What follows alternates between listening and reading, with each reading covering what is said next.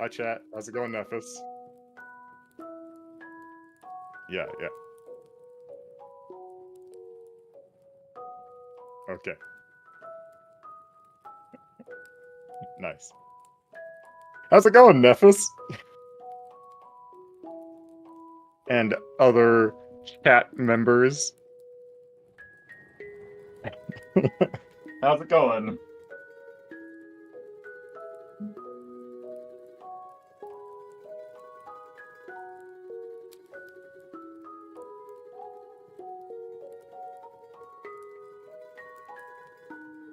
Sorry we're a bit late. Kicks end. There we go. Nice. Alright. Perfect. Maybe that's working. Yeah, it's working now. Ah.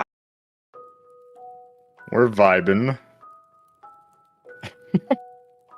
It's not too much to work on. You got things work? Yeah. It wasn't me. I'll say that. Suzuki might be a little bit loud. Also, the BGM is very quiet. Yeah. Oh. There we go.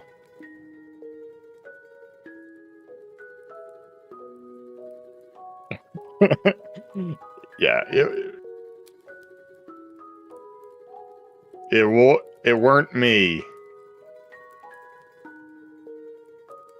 We got spooky stories to tell.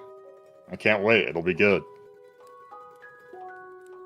We have some fun ones.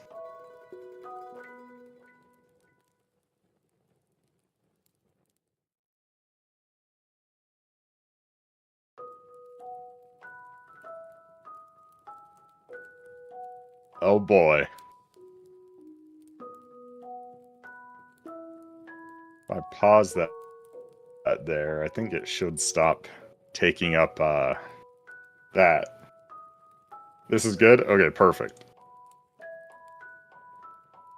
I might lower it a little bit once Zuki gets in and starts talking. We actually get started and whatnot. But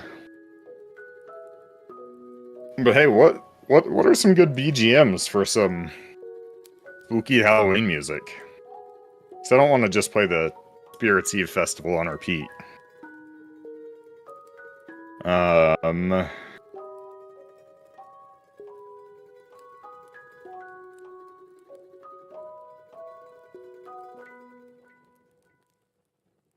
Royalty-free spooky.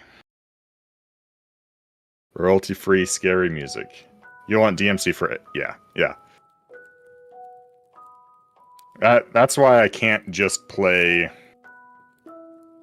Like, I'd have to go onto YouTube and be playing royalty-free campfire sounds. Because all of the campfire sounds on Spotify, I'm pretty sure, are not DMCA-free.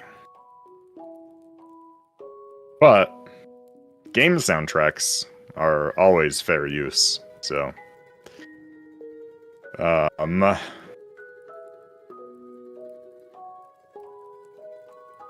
Spooky game. Spooky video game music. Kahoot! Lobby Halloween music. Oh boy.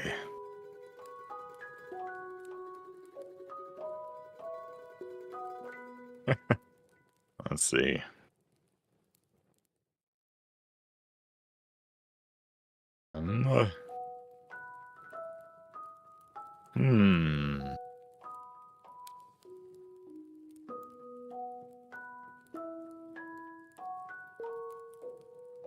At least I think video game music is always for use. Fair use.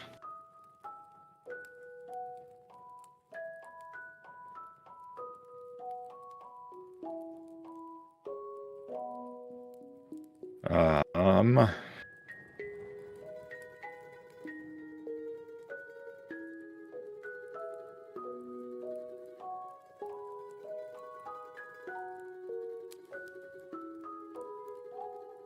99% DMCA friendly.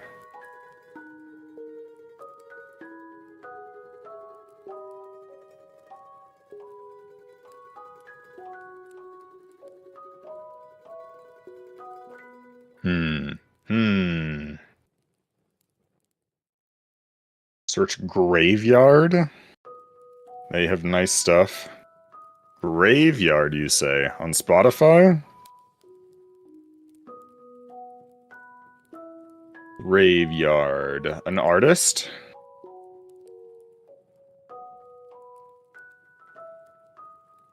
Is Graveyard the artist?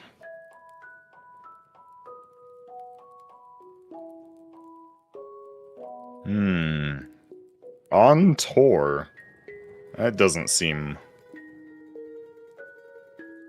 Pixabay... It's a site that has... Oh, okay. Let me see. Maybe I...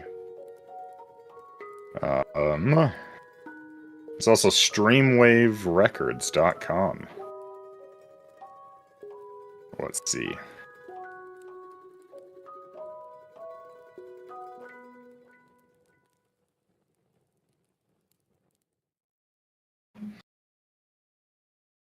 Pixabay Music? Royalty-free music downloads.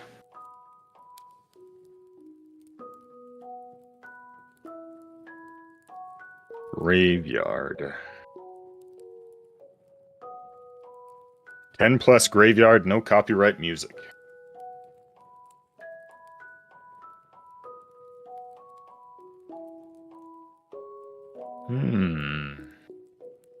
Maybe. Ah, I can have that open. Perfect.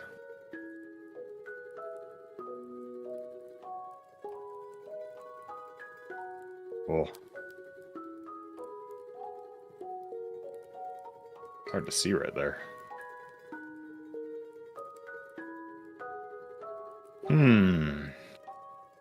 Graveyard, they're nice. Pixabay. Oh, jeez, that's loud.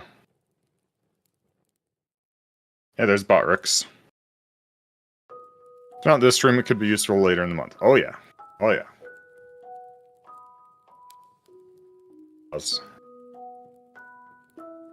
Can I just...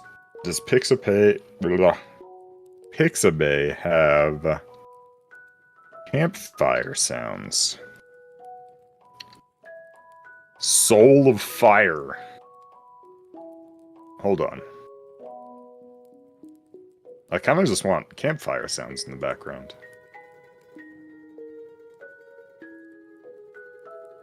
Let's see here.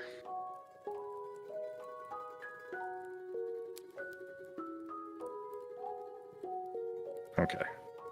This. Oh, sweet Jesus. My ears. No, not that. Dance of the Witches? Jeez. Hello. Oh, that was Suzuki. Okay. Hi. Hello. You got surprised by my voice? Yeah, I pressed play on a song at the exact same time that you said hello, and I was like... New song. Hello, hello. Hi. Hello, everybody in chat. I'm sorry Hi. I made you guys wait, but I had to take meds. So I started 10 minutes early and arrived at the exact time I scheduled it. So... Wow. How you doing, Jack? Nice. Jack I'm doing the great. Ripper. How are you doing? I'm doing fine. I'm getting my model out. Oh, chat, does my audio sound any different? I learned that I used to put my mic, which is one directional, onto the opposite direction of where I used to speak. And now it's in... far away Zuki sounds. What? My mic sounds like I'm far away? Hello? Not really. Oh no. At least to me. Hello? Maybe the way it's coming through on my end. Wait. Hello? The way it's coming through on my end. Wait. It's good on my end. Your mic on stream is quite good. It's because I was talking to a friend on camera yesterday. And they were like, Zuki, you've been using your mic wrongly the whole time. It's one directional. And you're putting it on the direction to your window. I am such a baka. That's why you only hear so many car sounds. I've had this mic for a year. I was telling this to Jack. I'm so sorry I'm repeating things for you. Jack the Ripper! I don't know why I think I have an urge to say Jack the Ripper. You know Peepa? Oh. She has a song called Peepa the Reaper. So now you're the Jack the Reaper. Sounds like she needs a boost on my stream. Okay. Okay. My Discord audio for some reason sounds very bad. I have no clue why. Oh, I can boost that up and I can boost you up in Discord. You were just super loud for me, so I wasn't sure about chat. Alright. That should be better. Oh god, look how my blanket is not sticking onto me. And my internet is not supporting me either. Was that good? Or was that too loud? Okay. This is just not working. Oh, jeez. Oh god, you guys can't look at me right now. I forgot. Wait a second, please. I love the Fujitech reaction. Really? On your side. How is it? Mega Idol Jack? Who's Mega Idol? Why is he an idol suddenly? What did you say? I think you took ear damage, but for the viewers it was great. Oh, okay. Perfect. What so that's damage? Good. That level is good right there. Talk, Suki. Talk. Hello. Hi, everybody. Papa Uki is here now. I am a papa. Hi. I hope you're doing great today. Mado, Mado, Mado. Jack the Ripper. Yeah. Hi, Jack. How are you doing?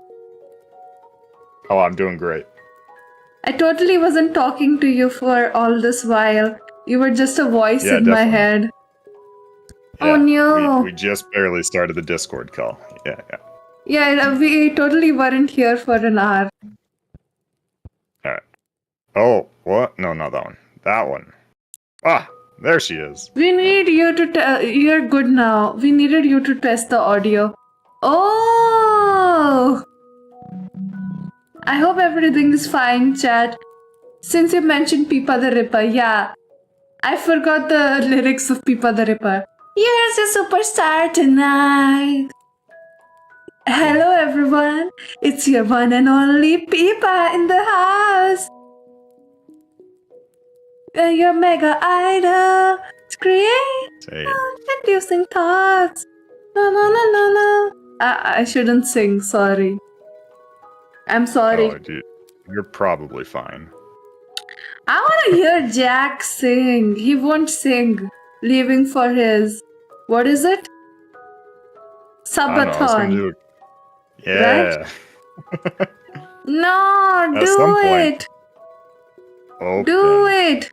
You better do it for your mega simp. Suzuki Zuriko. There you go. Gotta do it for your mega simp, dude. Or you're a twink. What? Wait, what did you just call me? Wait, I heard you say that on your stream. You had the reason I said that. It's a spooky. All right, chat. Can we get a clipper in? Can we get a clipper in chat? What does the twink even mean? Isn't it like some sort of guy? Yeah, it's like a femboy. You're the opposite of femboy. Oh god. Yeah, no, it's the bearded twink. The bearded twink. Oh my god. Oh dear.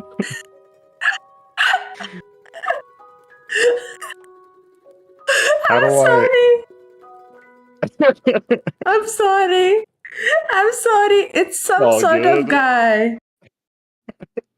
Sorry. It is some sort of guy. You were Sorry, right. is it an insult? Is it an insult? A little bit. Oh no! He could sing the lumberjack song. Sing it. How? Oh. Yeah, I would need to look up the lumberjack song. Oh. Also, how do I put in a custom item into VTuber Studios? I don't use VTuber Studios. So that's I'm a 3D model, rip. so Yeah, I made Jack my grandma. Hi, grandma. How you doing? I'll animate Grandma. cancel. Grandma. Grandma. Yes. What do you want, child? I want scary stories. Oh yeah, not necessarily insult. Yeah, but most guys would not be happy being called it. Oh no! I am going to get into trouble. My mainly male audience is going to be in shambles now. Can I just drag this into VTube Studios? No, I can't. I feel bad for calling you twink by accident. You can call me a mother chode or something. Do you know what that means? No idea. Motherfucker. Oh. It's fine. I deserve it. Yes, I could. It's your one and only Zuki in the house. We are doing so much stuff, right? It's fine. It's fine. Everything is fine. Blue blanket. Oh yeah, there we go. Jack is figuring things out. Meanwhile, I'm just here doing. It's fine. It's fine. Everything is fine. Everything is always fine. Nothing goes wrong. Does it? Nothing is ever wrong, chat. Yeah, nothing will ever go wrong. Ha ha ha ha ha ha ha. I made myself, you might have observed, I made myself taller than Jack in the thumbnail. And Jack is like, no, you're not tall. I am tall. My shoulders are too wide. Mine? No, my shoulders. They don't fit in the blanket. Yeah, I was saying the exact same thing. I had to cut you up to put you inside the blanket. I grabbed my axe and cut his arms off. You wanna see him out without his arms, Jack? My arms! You took off my arms? Yeah. Okay, apparently I did not cut them off completely. Oh no! This is your second collab with me, right? Yeah.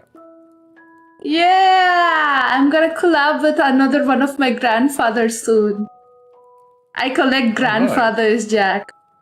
You're the third one. Pokemon, Grandpamon, gotta catch them all. I am the Grandpamon. Yeah, indeed. Typical man problems, having shoulders too wide for things. Really? I have very wide shoulders too in IRL. And I find it very hard to find clothes for me. Because I have wide shoulders for a woman. Like my shoulders are about 42 centimeter, I think. Oh wait, is that a yabai thing to say? Not really? I don't think so. Your shoulders are wide? Yeah, for an Indian woman, it's quite wide. I mean, as long as you're not as wide as you are tall. I am only 160 centimeter brat. Yeah. Don't call me short again, okay? I am 160 centimeter and I have a mustache too. I'm living my best life today, ain't it? Ain't it, mate? Hey, yo. Hey. I wanna learn some American slang from you. Teach me. American slang? Mm-hmm. Alright, let me look up some American slang. I don't know what it is nowadays. What was it back in the day? You're saying back in my day. Back in my day, we Back called in my people day. butter knobs. What is that? No idea. Is Zuki 160 centimeter tall or 160 centimeter short? Is chat above... Oh my god, chat is not above 6 feet. You... unattractive, you. By the way, I don't judge guys by height, so... I was just kidding. That's good. That's good. A lot of girls like to disagree about that. I'm like, who fucking cares? Who fucking cares? I don't.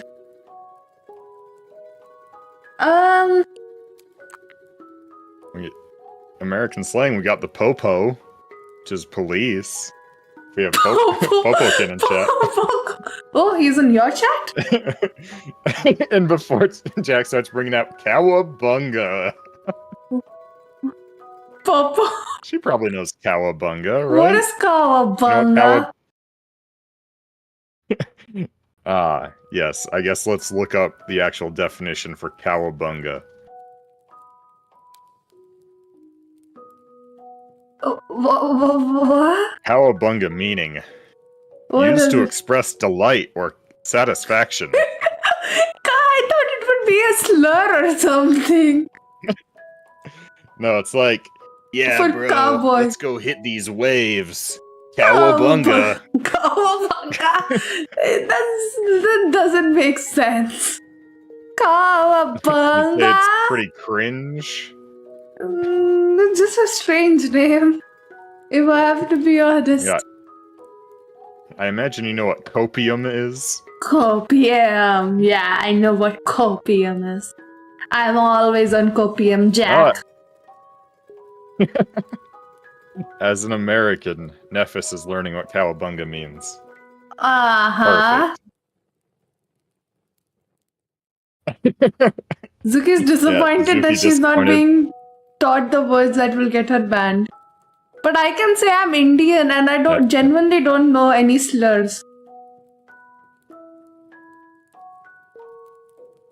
I'm joking. I don't want to... American slurs? No. We'll not discuss them. I'm just kidding around and messing around with you. Got it. No slurs in chat either. I'm joking.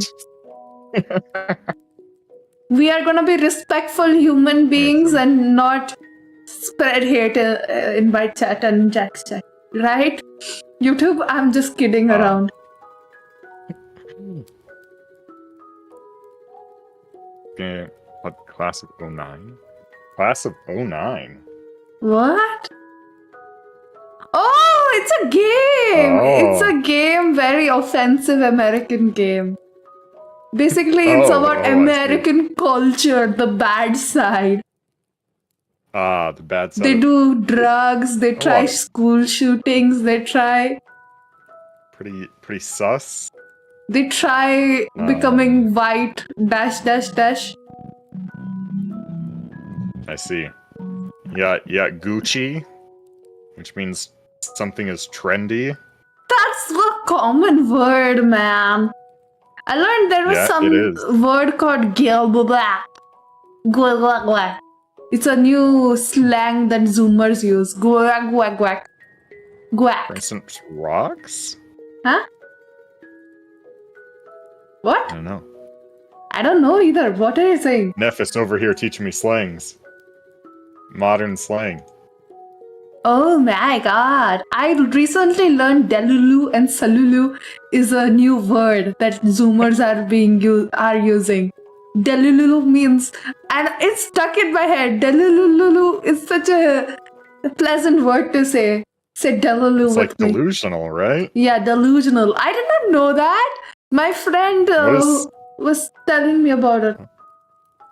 What is Salulu? Solution. It doesn't make any sense, does it? Delusional solution? And Trululu, I don't remember. Truth, maybe? It depends on the particular community the slang comes from. Won't I get into trouble if it's from a certain community, certain communities? Oh, news. I was watching a video about that recently. Oh, no. Yeah. I'm sorry in advance. Glare. Quack. Quack is also a word, right? Quack. Quack. GWACK.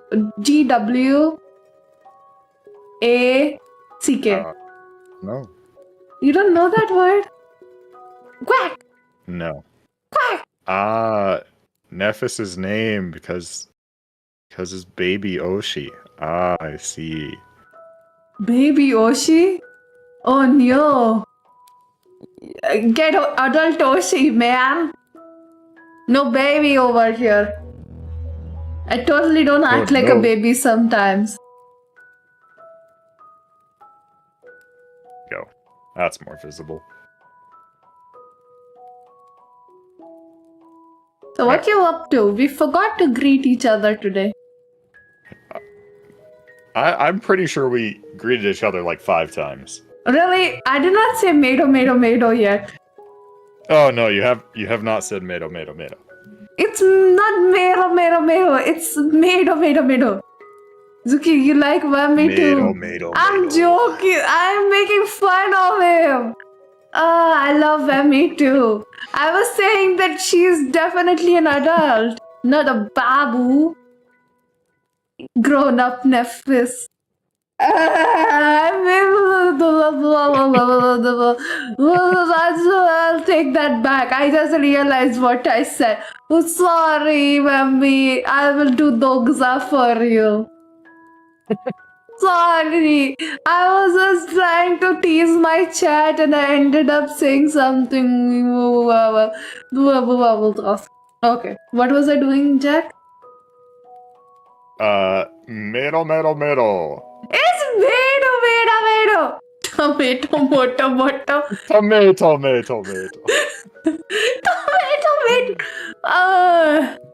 Sorry, Whammy. This is my formal apology. You can cut my throat in half or stab me in my stomach in my sleep. Thank you for the crimes I've committed by calling you non-babu. Thank you. Anyways, it's... Amelia Nephis. Got it. Yeah, she's my Oshi too. I see. It's like never meet your heroes, chat. I met my hero. I met her in a Discord call. Oh wow. Even Nephis did, and apparently Nephis was on the same VC. The thing was, I did not know that was Nephis back then. So we have heard each other before too. Before we ever even started to watch, he started to watch me. What an interesting coincidence. The world is really small. Yeah, it is. It is a small world after all. So I met my OC in a VC before. So it was a call-in, not a call-in, it was a meetup, but a Discord meetup. So I chimed in and I died from embarrassment. It was a good experience. I love her. Oh. I love her. So I'll do my mado. My name is Suzuki Zuriko and today I'm here with Jack Films. Jack Films? That this is an episode of Yai. You know Yai? You know Yai? No? It's a very... Leave comments in the comment. No, I forgot. Leave your entries in the comments below. And I'll play the next... I'll read them in the next episode of Yai. It is basically a series where he reads his YouTube comments of, you know, does Jack Film still exist? Yeah. He's been roasting Sniper Wolf recently, and it's really funny. Ooh. It's great. You should check it out. Rest in peace, Sniper Wolf. Sniper Wolf was never good, to be honest. I never liked her content. Yeah. I've never watched her content. It's not for you. It's for people who... Okay, basically, Sniper Wolf just reads things like, let's example, we have a shot front of us and we start reacting to it, but we just repeat whatever the shot is saying. It's for like people who don't have brains, you know? Scripted content. It's not scripted, it's just like unoriginal. Okay. Not putting any effort, just stealing content like that. And children these days watch anything. Looking at the campfire is making me want to eat tandoori chicken, man. Looks at campfire, hungry. Yeah, man. You know, I made my own campfire out of paper once. Yeah? I was in a play, I was supposed to be burnt alive. In a play. So I basically set up my own fire and pretended to die. Oh. I see. Indeed. Yeah. Nephis, I have no idea how to say timber. Timber. How you do that? This is your boy, Jack. Oh, Huh? What happened? Did Timber Cat hit you? Oh. No, I dropped my water bottle. Timber Cat. I want to hold Timber Cat now. I don't like cats usually, but your cat is so fluffy looking. He's very, very fluffy. Fluffy. Timber like the song in Keisha and Pitbull. Oh, Pitbull, Mr. Worldwide, right? I don't Mr. Worldwide. What did Pitbull even do, Jack? Is he technically a rapper? I think he's technically a rapper. Why are you saying technically? What did it actually do? I don't know. He makes music. Oh. By the way, give Jack a bit of slack today, because this is his first time doing a just chatting stream. It is that. Yeah. Yep. First just chatting stream. You're doing decent. I can speak for long periods of time as a just chatting stream too. So yeah, he yells timber because it's going down. What? Yeah. Timber! It's going down. It's I'm going yelling down. Timber. Hey, yo. I'm not sure how much I can sing of songs. Try singing something. Campfires are perfect for singing. I'll rate it out of 10. Yeah? Sing something just randomly now. I'll give you a few seconds. It's going down. I'm yelling timber. You better move. And you better dance. That's the speaking. I don't have any music to sing to. Huh? That's why. I don't have any music to sing to. Oh. What kind of songs do you usually listen to? Songs without vocals. Why? They're nice and relaxing. Okay, I usually put on like non-vocal songs like game music when I'm in public because I'm scared people will listen to the lyrics and start judging me. Especially in my car. Yeah? That's when I blast. When I'm in my car is when I blast white girl music. What is that? Like Barbie Girl and some other songs. You like the song Around Barbie Girl? so good. You like For the Barbie girl? memes, mainly. It's a good song. You I'm sing a along to Barbie the girl memes? in the Barbie world. Life in plastic. It's fantastic. Did you like Yep. Barbie at some point? I've heard you talk Nope. about Barbie a lot. For the memes. I've talked about Barbie a lot. Yeah, 2-3 I think I've times. mentioned it once or twice because Ryan Gosling is in it as Ken. I haven't even seen it. Ryan Gosling is great. Jack like old music. Barbie girl is not old. It's from the 90s. 90s was only... How many years ago was the 90s? 30 years ago? Yeah, 90s was 30 years ago. I'm getting old, Dad! I don't like getting old. I wanna get old. I mean, young. Is Jack Ken enough? Don't What worry, does Chet. that You are all mean? enough. What does that mean? You are all enough. What does that mean? What does Don't that worry mean? about it, Zuki. Does that Don't worry mean that about it. somebody is doing good enough? Yeah. Jack is doing good enough. I Thank found you. my VTuber Oshi. Male.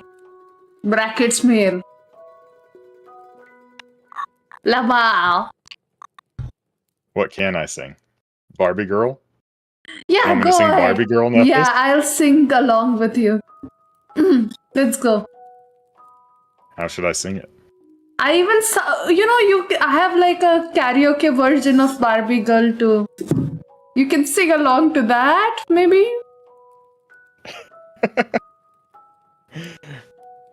I hated the movie. I did not hate the movie. The thing is, when it started to settle down a little bit on me, I was like, some elements of this was just... But Ryan Gosling was the best part of the movie, man. I was awing so much. Yeah. The woman next to me was like, huh? What? I mean, I'm a simp for him. But I watched The Notebook recently. You know The Notebook? And I was like, Yeah.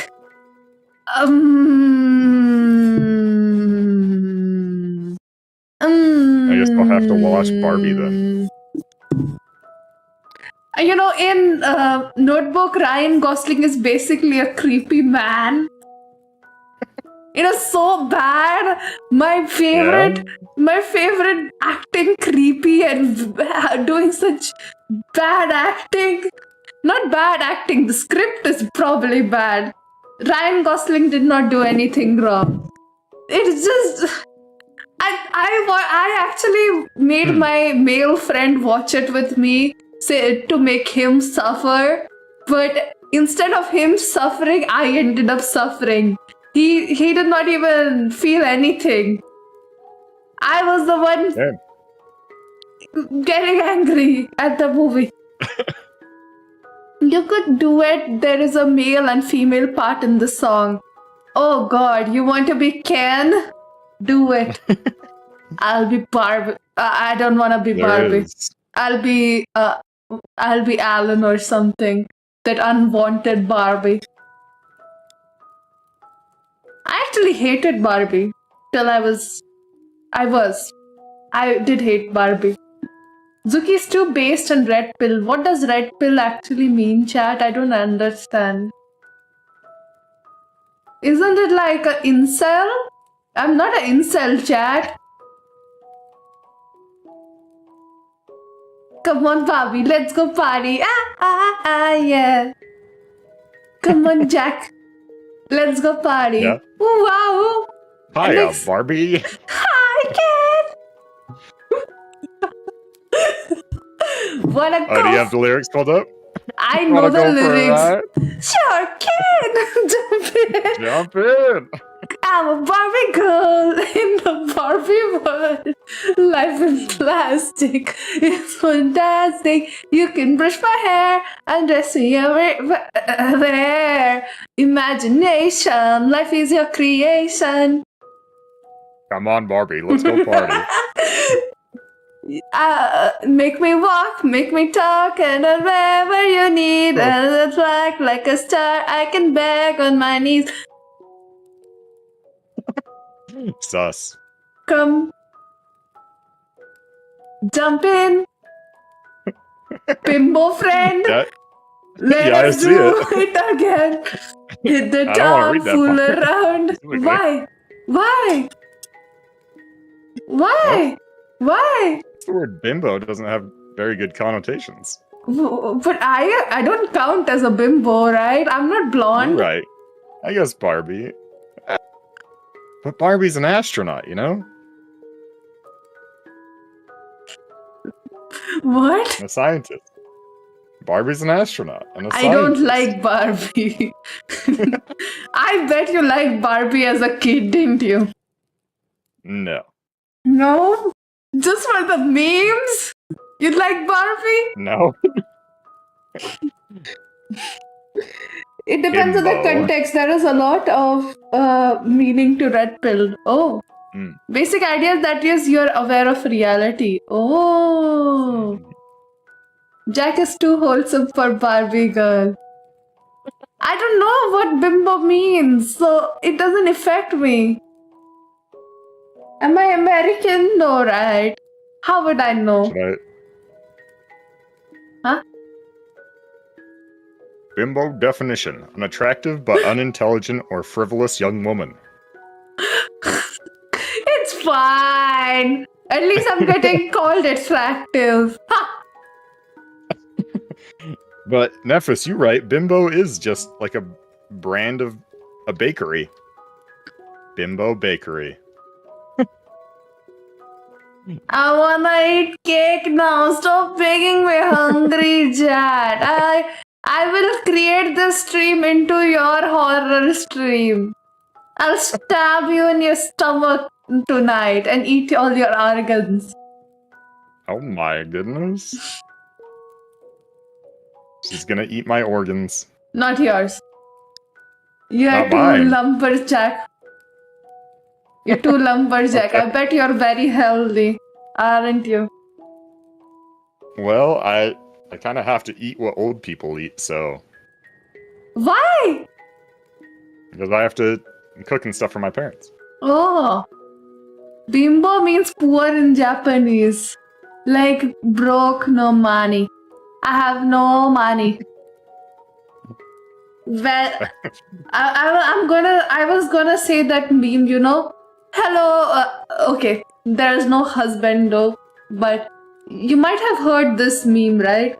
Oh, no husband, oh, you spent all your money on video games. Now we broke, no food, no money. No food, no money. You know going that? To starve. Yep. No, she's so cute though, right? I would instantly take her inside my house. Oh. Oh. I've seen that meme, but it was edited to oh no, husband, you spent all of your money on Genshin Impact. Genshin Impact is a bad game. Indeed. Also, can you not... What's this about you transforming? Transforming? What does that mean? What are you saying? Transformer? I don't know. I'm not a transformer, bro. It does... On my end, it does look like you're scared of the campfire. Oh, no! I mean, I'm scared of fire.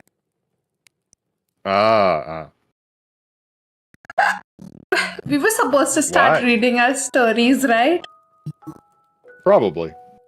So why don't you start first? You want me to read my first horror story? Yeah, go ahead. Because you prepared way before I did. I did not prepare at all today. I read horror stories last night. and found 2 okay horror stories. Oh? I just went by the titles of these horror stories. Let's see how good actually they are. Oh, okay. I found a folklore one too. We can talk about folklore. Yeah, I also found a bunch of folklore stories. Oh. I especially specifically pulled up one of the Wendigo. Huh? Because What does that mean? Universal and spooky. Wendigo? It's I guess we'll learn. Oh. Okay, you can go ahead with your story. I'll listen quietly in my corner. Okay. First horror story? Well, the title is The Motel Keyhole. What is a motel? A motel is like a hotel, but bad. Why is it bad? It's just cheap. Oh, A lot cheaper. They don't have any other like facilities, right? Pretty much. Not usually. Usually just a couple rooms, and that's it. A couple rooms, a parking lot, and an office. Oh, they don't have a restaurant like most hotels do. Well, even in America, most hotels don't have restaurants. Really? Most hotels here have like restaurants attached to them. I guess they have like a breakfast room.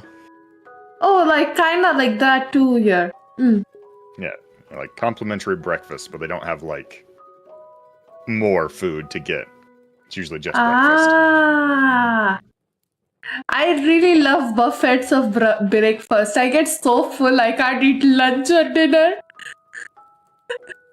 Breakfast buffet. Very good. Very good. Man. I love the sausages, the scrambled eggs. I have not eaten, I don't know, sausages in those areas just hit like that, you know? Man, I'm a fiend for bacon. I did not like bacon when I tasted it. Fair enough. It was so hard to chew. Was it chewy? Or was it crunchy? It was chewy and very hard to chew. Well, then you didn't get good bacon. Good bacon is crunchy. Okay, you can make some bacon when I come to America. Take me to good bacon spot. I'll take you to get some good bacon if you ever come by where I live. Yeah, in the mountains, right? You live in the Himalayas of America. Himalayas of America. Himalayas of America. Zuki needs to do an American road trip and experience the joy of cheap motels. Won't those be risky as a female? I don't want to get shot at. They're usually pretty secure. Well, it depends on the state, at very least. What are the states that are the most unsafe in America? Michigan? Oh no, I'm going to go to Michigan. I'm going to go to Michigan. As long as you stay out of Detroit, it's usually pretty good. Downtown California? Do you know my cousins actually live in Detroit, and my mother was like, we are going to Detroit when we use our visa. And I was like, it's not a good place, Mom. I remember telling you last stream, I think. It was like, Detroit's awful. Oh no! Oh my god! I'm gonna get shot at. Most of Michigan is fine.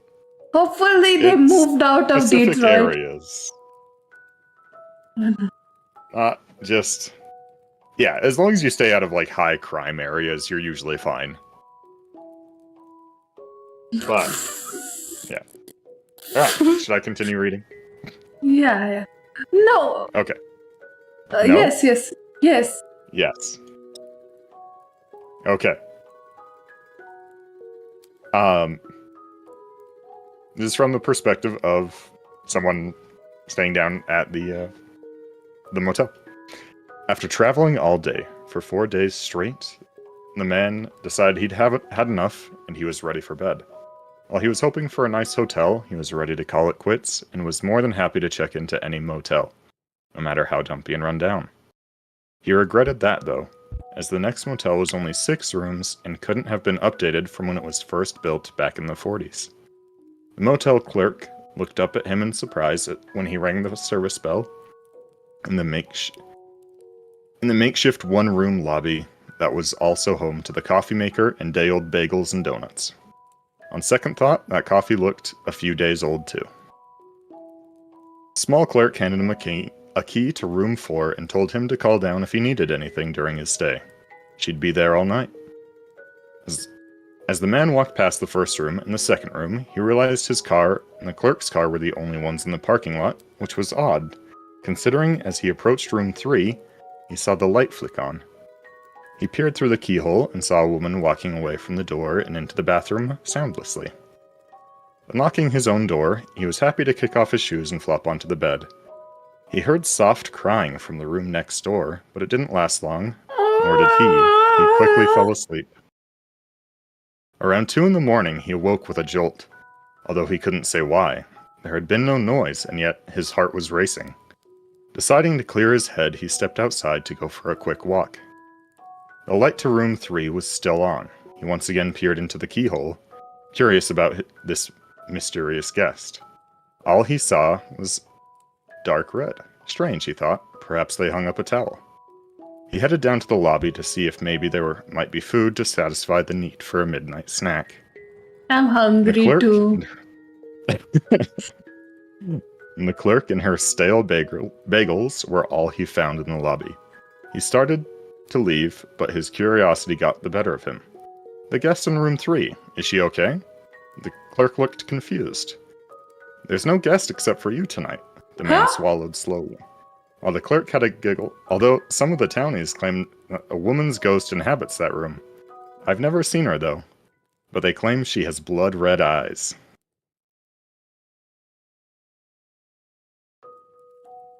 What? What? Hello? What?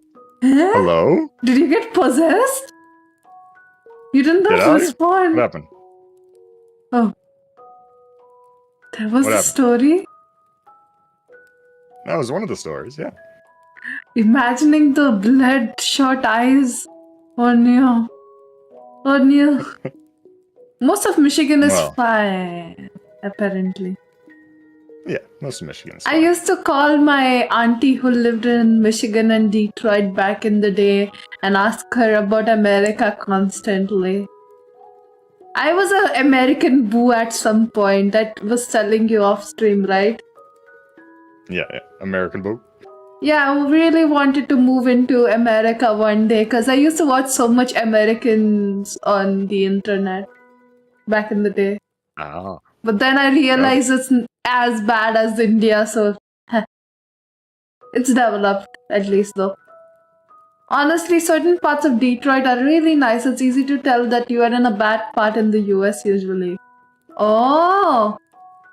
It's very obvious in India too. But basically every urban area in US is kind of bad. Same in India, don't worry. If you stick into small towns, you'll be fine, yeah. We'll see if I even use my visa in 2 years. Or it runs out and goes to waste. Let's go. Yeah. Jack. Did you get the story? Yeah. There is a mysterious woman. And when he peeked into the keyhole? There were 2 bloodshot eyes. Yeah. She got it. Why are you saying that I did not get it? Did somebody in your chat say it? Can we submit stories? Maybe on my Discord, sure. Oh, yeah. The American ones, I'll tell Jack to read them because I'm the one reading Indian ones. Oh, yeah, she has some Indian horror stories to tell us. Oh. My teeth suddenly started to hurt. Am I being possessed by that ghost too? Maybe. Yeah. Ow. So I have another one too. And my phone is running out of charge. How lovely. How Oh no. lovely. Oh no! Okay. Oh no. Oh, my teeth hurt so bad. Oh no! Okay. This is about Hey, arranged illnesses. marriage. This is titled The Arranged Marriage. In India, arranged marriages are more common than love marriages. Everybody gets arranged with each other. Alright. What happened? Hello. Hi. Hi. Oh. Hi. Hello. Can you hear Hello? me? Yeah, I can hear you. Should I read this story now? This is a long one. Go ahead. Oh, okay. Where my family comes from, arranged marriages are still very much the norm. It's not really that most people think they hear arranged marriage. It's more like going on a blind date set up by people, usually your parents who know you, love you, and have best interests at heart with a clear end game. I don't want to hear all this. You go to hell, man. I don't want to hear your sob story. Thank you. Who you are. Okay, wait a second. My parents always said that my opinion would be the only one that mattered in the end. I could say no to whoever they brought home. No question asked.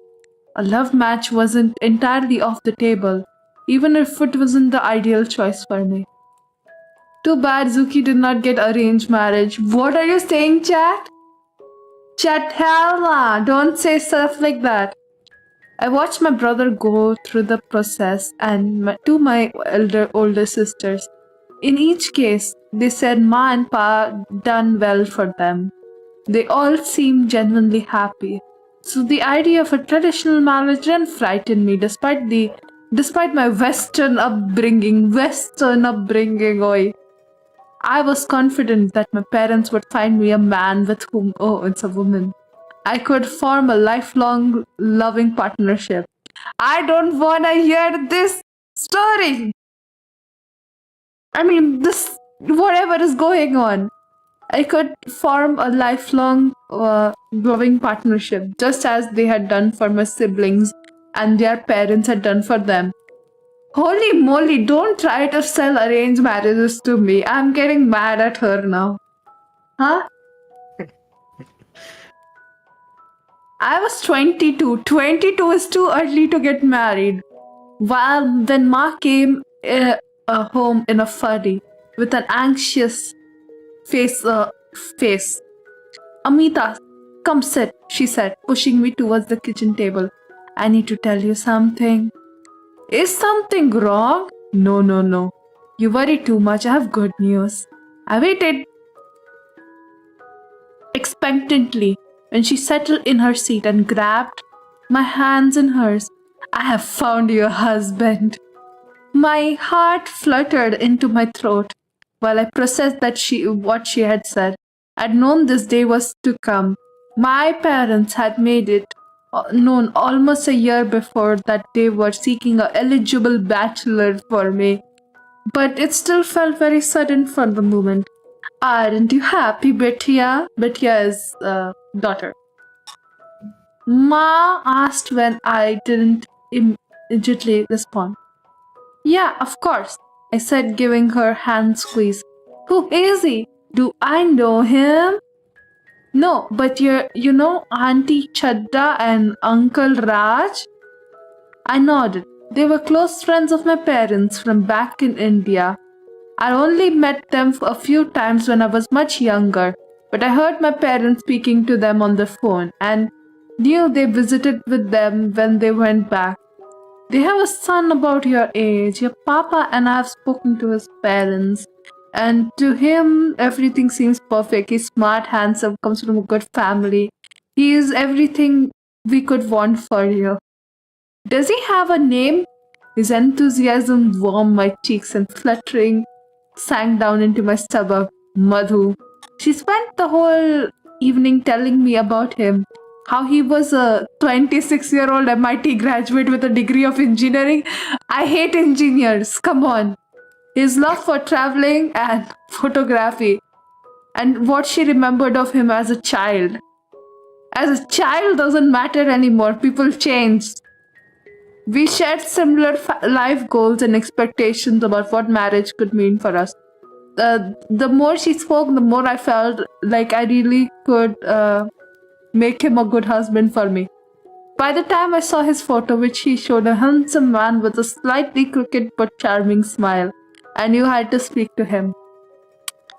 Ma set up a supervised Skype call between us and our parents a few days later. Can't you leave them alone, bruh? And when I saw him on screen, flanked by his traditionally dressed parents, I found myself shy and awkward. Our parents did the most of the talking, but he did ask me a few direct questions about myself, provided his answers when I failed to ask him the same. Instead of being put off by my sudden onset of tongue tightness, he was patient and warm, and I was giddy, blushing mess by the end. What the hell? Oh god, this story is making me cringe. It was very unlikely me. I thought it was going to be horror. I don't want to be Okay, for an Indian woman like me, I'm scared of arranged marriages. So Okay. So maybe it's that why it's made horror, but where is the horror? Cultural horror story. Yeah. Most women I know are scared of. Yeah. Wait a second. He's a good boy, Bitya. Papa said once the call had ended, I think you'll be happy.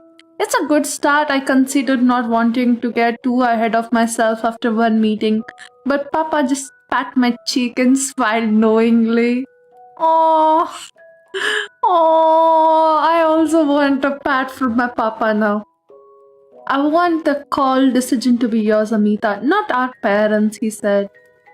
Usually Madhu was light-hearted and loud. Oh, sorry, I forgot to read something. Things progressed quickly, which was exciting and scary and overwhelming. He had a few more supervised dates where we got to know each other a bit more than one secret call between two of us. Aw, that's cute. Usually Madhu was light-hearted and laid back, but now when discussing our future, he was so serious and so intense. It made me like him more. Oh god, I'm cringing even more. It was my decision. This is what I want. This is what I want too. We smiled at each other through the screen. This is online dating. You. Assured and perhaps just beginning to fall in love. It was last time I saw Madhu before the wedding. What? He and his parents stopped the video chats, teasing that they were spoiling the bride too much. I don't get this, man. And were made to communicate through emails and handwritten letters. I couldn't help but notice something had changed about the way Madhu spoke to me. Sometimes he was far more formal. Other times, he was way too overly familiar. He's still sweet, still warm, but the ease which he had come to talk to one another seemed lacking. I mentioned to Ma, who clicked her tongue and waved the finger at me.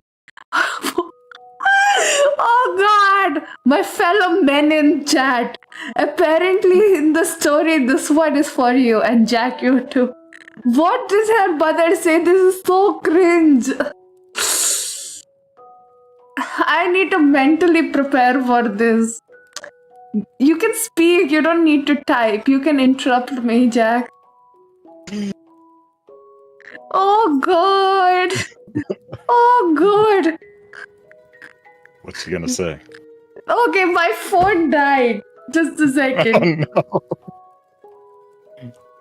Oh no.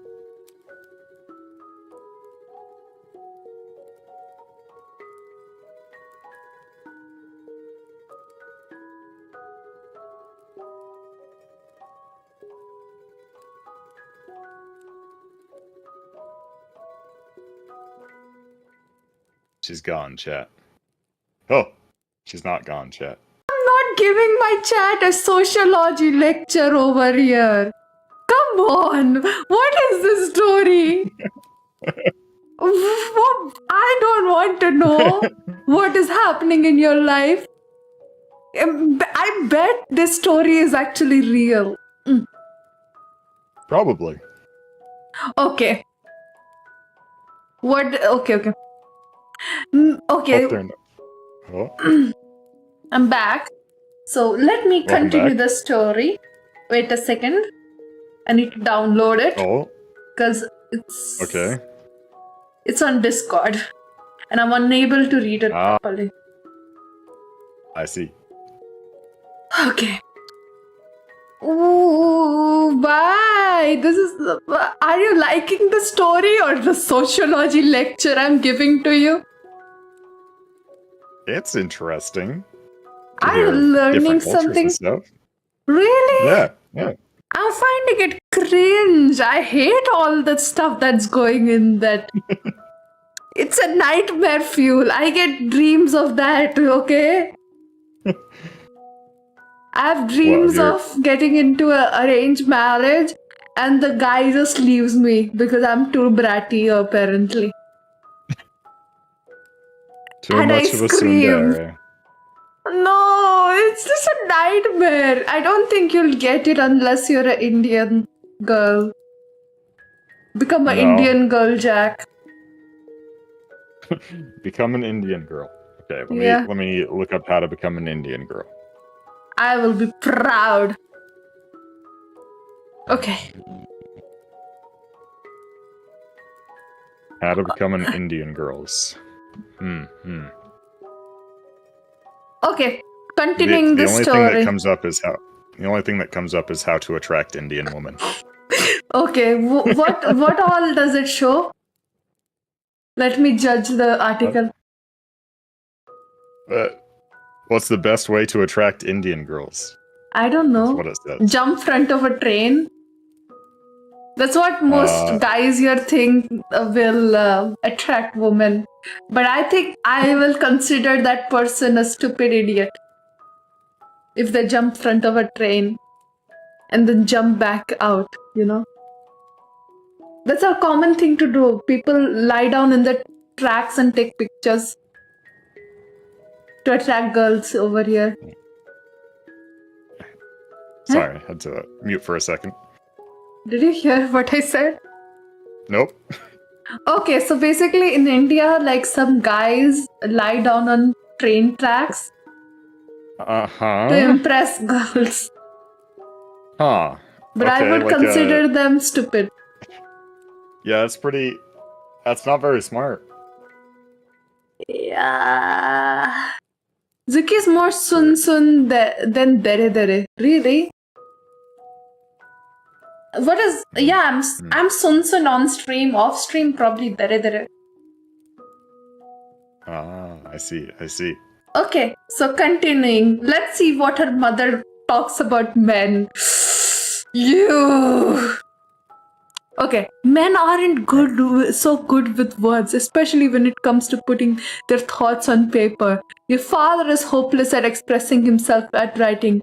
Don't worry. When he's here, you will see the same Madhu that you have come to know.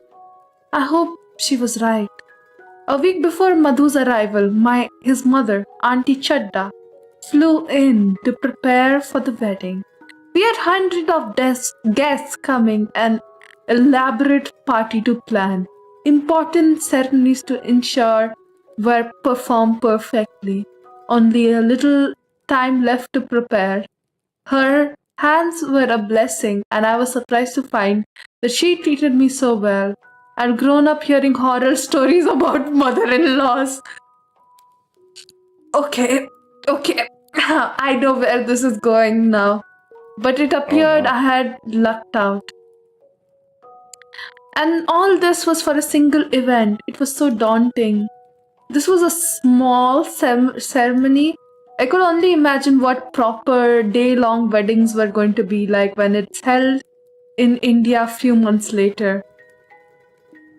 With only days to go until the wedding, Auntie Chatta invited me to sit with her while she took a photo album of Madhu's life. He was such a sweet boy, she said. I saw her tears forming in her eyes. Oh, is Madhu possessed? He's always taken such a good care of me and his papa. Auntie Ji, are you okay? I caught up to grab a box of tissues and set them in front of her. Yes, yes. She hid her face in the tissue and laughed in embarrassment.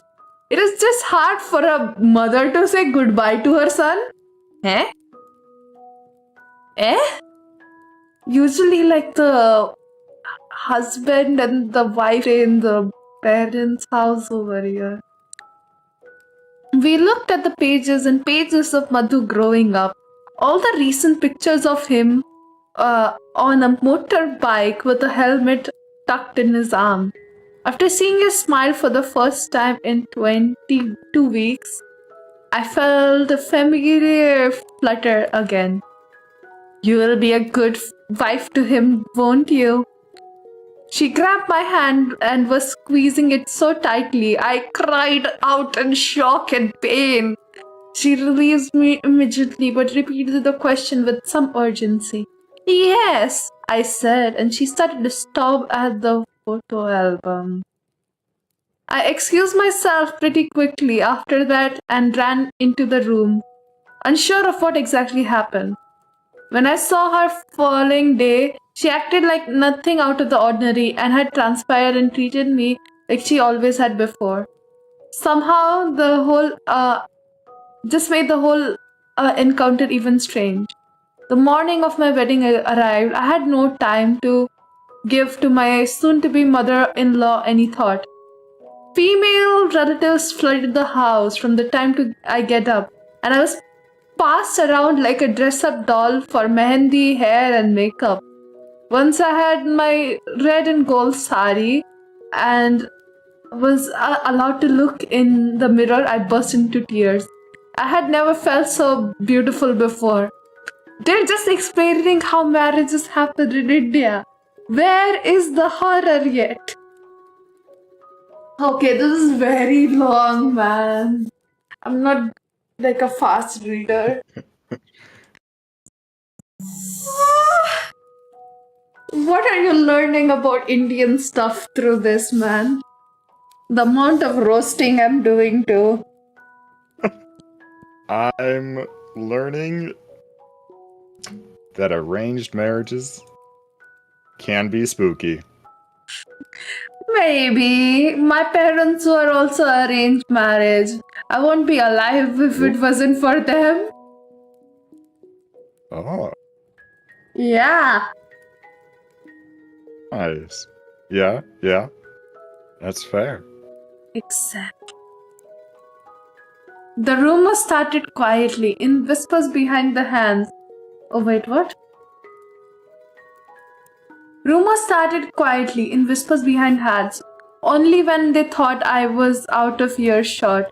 My family started to look confused, their enthusiasm waning, and I caught more than one person shooting me a pity look. It had gotten so bad that I got out of the room. They wouldn't stop talking completely and avert their eyes. I tried to ignore and tried to focus on all and the things that still had to be done. But it was digging deeper within my skin every passing moment. When I couldn't take it anymore, I dragged my mother into the bedroom and shut the door. What is going on, Ma? Why is everyone acting weird? Ma busied herself in front of the mirror and touched my lipstick, careful to avoid eye contact. I'm not sure. It's just people talking. Don't worry about it. Don't worry about what? My frustration flared up. I couldn't help but raise my voice. It is nothing really, Ma said unconvincingly. Ma, hush now. We need to go. Ma, the car is here. Get moving. Usually, I would have been accompanied by numerous bridesmaids. Usually, the parking lot outside the temple would be overflowing. Usually, there would be a swarm of people milling about, shouting blessings and greetings. But I was alone in my limo, except for my sisters. Limo? A limo is expensive, right? Very. How to Very the expensive. this is set up in America, I think, and the woman is from India, Huh. Okay. Okay. and the husband too. There are few cars and no one outside. Balloons and flowers stuck out bright against too quiet and still background. Do you guys know what's going on? I asked my sisters, but they looked away and didn't answer. My father met me us outside the table and took me by hand. Don't worry, Bitya, he said. Do your duty and then it will be over. Papa, please, what is going on? Where is everybody? Later. He led me inside with heavy and steadfast steps. The temple had an odd smell, some choking combination of sweet and pungent. The cloud of incense and perfumes that had been burned in my eyes. I coughed harshly into Papa's shoulder. Beneath it, there was something much worse. Some terrible mix of unwashed toilet, rotten eggs and garbage. The further we walked in, the thicker it became. I could feel coating the back of my throat and inside of my nose. I could barely keep myself from gagging. The lights were dimmed so much that the sacred fire over which Madhu and I were hold our hands, brightest of all, it seems the flame was flickering, skittering around the shadows, across the walls, and cast a dark mask over my father's grim face. Our footsteps rang hollowingly around us, each one a louder reminder that the last one that the temple was almost empty. Where is my family? Where is his family? The music, laughter, and joy? There wasn't even a priest. This doesn't feel like I was walking into a wedding. It was like I was walking into a tomb. Mother was seated with his back to me and make no move to rise. His parents stood off the side, watching me anxious, nervous, and wringing their hands. My mothers and sisters were hanging behind me. I could feel their eyes on me and burning onto my back. Nothing about this felt right. We were almost at Madhu's side. Papa's fingers tightened on my arm. I glanced at him. I would beat my eyes. Something buzzed by my head. I found myself with a proclus of a fat fly lazily making way to my fiancé. It landed on his shoulder and I expected him to brush it away and finally turned to look at me, but he did not move. The smell was so strong I started to become light-headed and swayed dangerously. I tried to breathe only through my mouth, but it did nothing to lessen the awful stench. I could taste it. I could almost feel it, like a greasy sheen of air. Beside me, Papa was starting to dry heave, and made me do the same. And Madhu just sat there.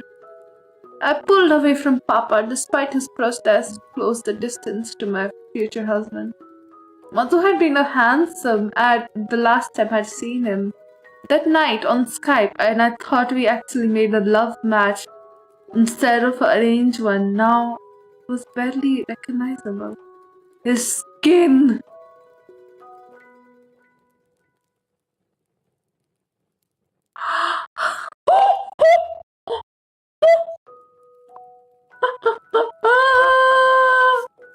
Oh no!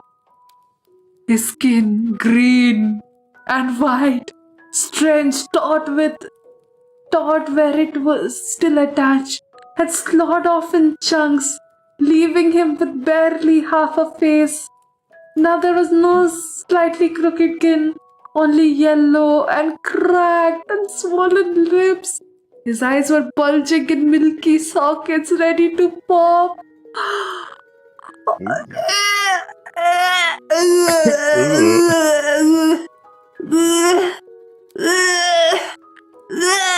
Gross. They couldn't fit him in his wedding attire over some bloated stomach and had to cut it in the front to slip it on. The smell they had tried so hard to cover from coming from him, from his rotting flesh and liquid ogre. Oh, this is disgusting. Oh God. The smell that I tried to cover so hard from was coming from his rotten flesh, liquid organs that had threatened to burst overflowed from his overextended belly. He was pregnant. He was pregnant. He was pregnant. Wow. Ugh. He was pregnant with all the gases and decays of death. I reeled back, my hands over my mouth. I looked to my parents in horror. There was an accident a few weeks ago. Uncle Raj said a truck hit him when he was riding his motorbike. We were the only ones who kept him sending him letters, so you would still marry him. It would be so important to be wed. I'm sorry. You made a promise to be a good wife. Auntie Chaka said shakingly. Cutting her husband off, you will fulfill the duty of my son. Are you crazy? I shouted. He is dead. It's only symbolic, Papa said. You would let him travel through his life and next one no one would care for him? Chanda's voice getting higher and more frantic. You have to be his wife. How could you agree to this? I wailed to my parents. I didn't know till this morning, Ma replied. The cooler your auntie had shipped over, the one she said the meats for your wedding. What? I glanced back at Madhu in time to see a fly vanish to his mouth. You froze him and brought him over? It was only symbolic. Papa said again, for your auntie and uncle's sake. It was for him. He needs a wife. He's dead. Come on, stop it, Auntie Chadda or whatever. He needs to be cremated. You can't let him go to the next life alone. You were meant to be together. Uncle Raj tried to quiet her, but Chanda pushed past him. We were promised to each other, Chanda. This was an absolute bad idea, Ma said. We shouldn't have allowed this. Chanda was beyond hearing though. She charged across the room and grabbed me by the hair with a vicious shake. He'll not be alone. I screamed and yanked hard. She yanked hard, pulling me towards the metal vessel where the sacred fire burned. The others were frozen in place, horrified and stunned. But I struggled against her surprisingly strong grip. He will not be alone. I could feel the heat pulsating the flames. She was trying to push my face to them, trying to burn me, so that I would either be too disfigured to marry again or join Madhu in his next life. The end of my hair sizzled and signed the acrid smell of burning mixed with rot. The family finally snapped out of their shock and sprung upon Auntie. They pulled at me and tried to get her to release me. And all while she screamed that Madhu and I were meant to be, and it was all perfect, and I couldn't abandon him now. In scuffle, someone knocked into the vessel holding the fire. It teared, but unnoticed by the most they fell. All it took was a single hungry spark. Auntie Chadda's horrible screams, these deep guttural howls of agony filled the temple. The fire leapt onto her sari. Sari is a dress, by the way. Searing onto her skin, feeding onto the cloth first and the flesh beneath. Her arms and neck and face bubbled and blistered, turned black and cracked. She clawed herself and sprung this way out and that. We all looked around, trying to find something to douse the flames, but yet they consumed her so quickly and spreading up to the nearby flowers. The garland I would have joined to Madhu earlier. Raj was ripping out his hair, shouting and yelling helplessly while his wife burned. You know, this reminds me, in India. Oh wait, am I audible? Yeah, you're audible. In India? In India, actually back in the day, women used to, if their husband died, they used to burn in the same fire as well. Alive. They used to be burnt alive. Oh, that's awful. And I'll tell you, most of the time, the age differences were like, the guy will be in their 60s and the woman will be like 16 or 15.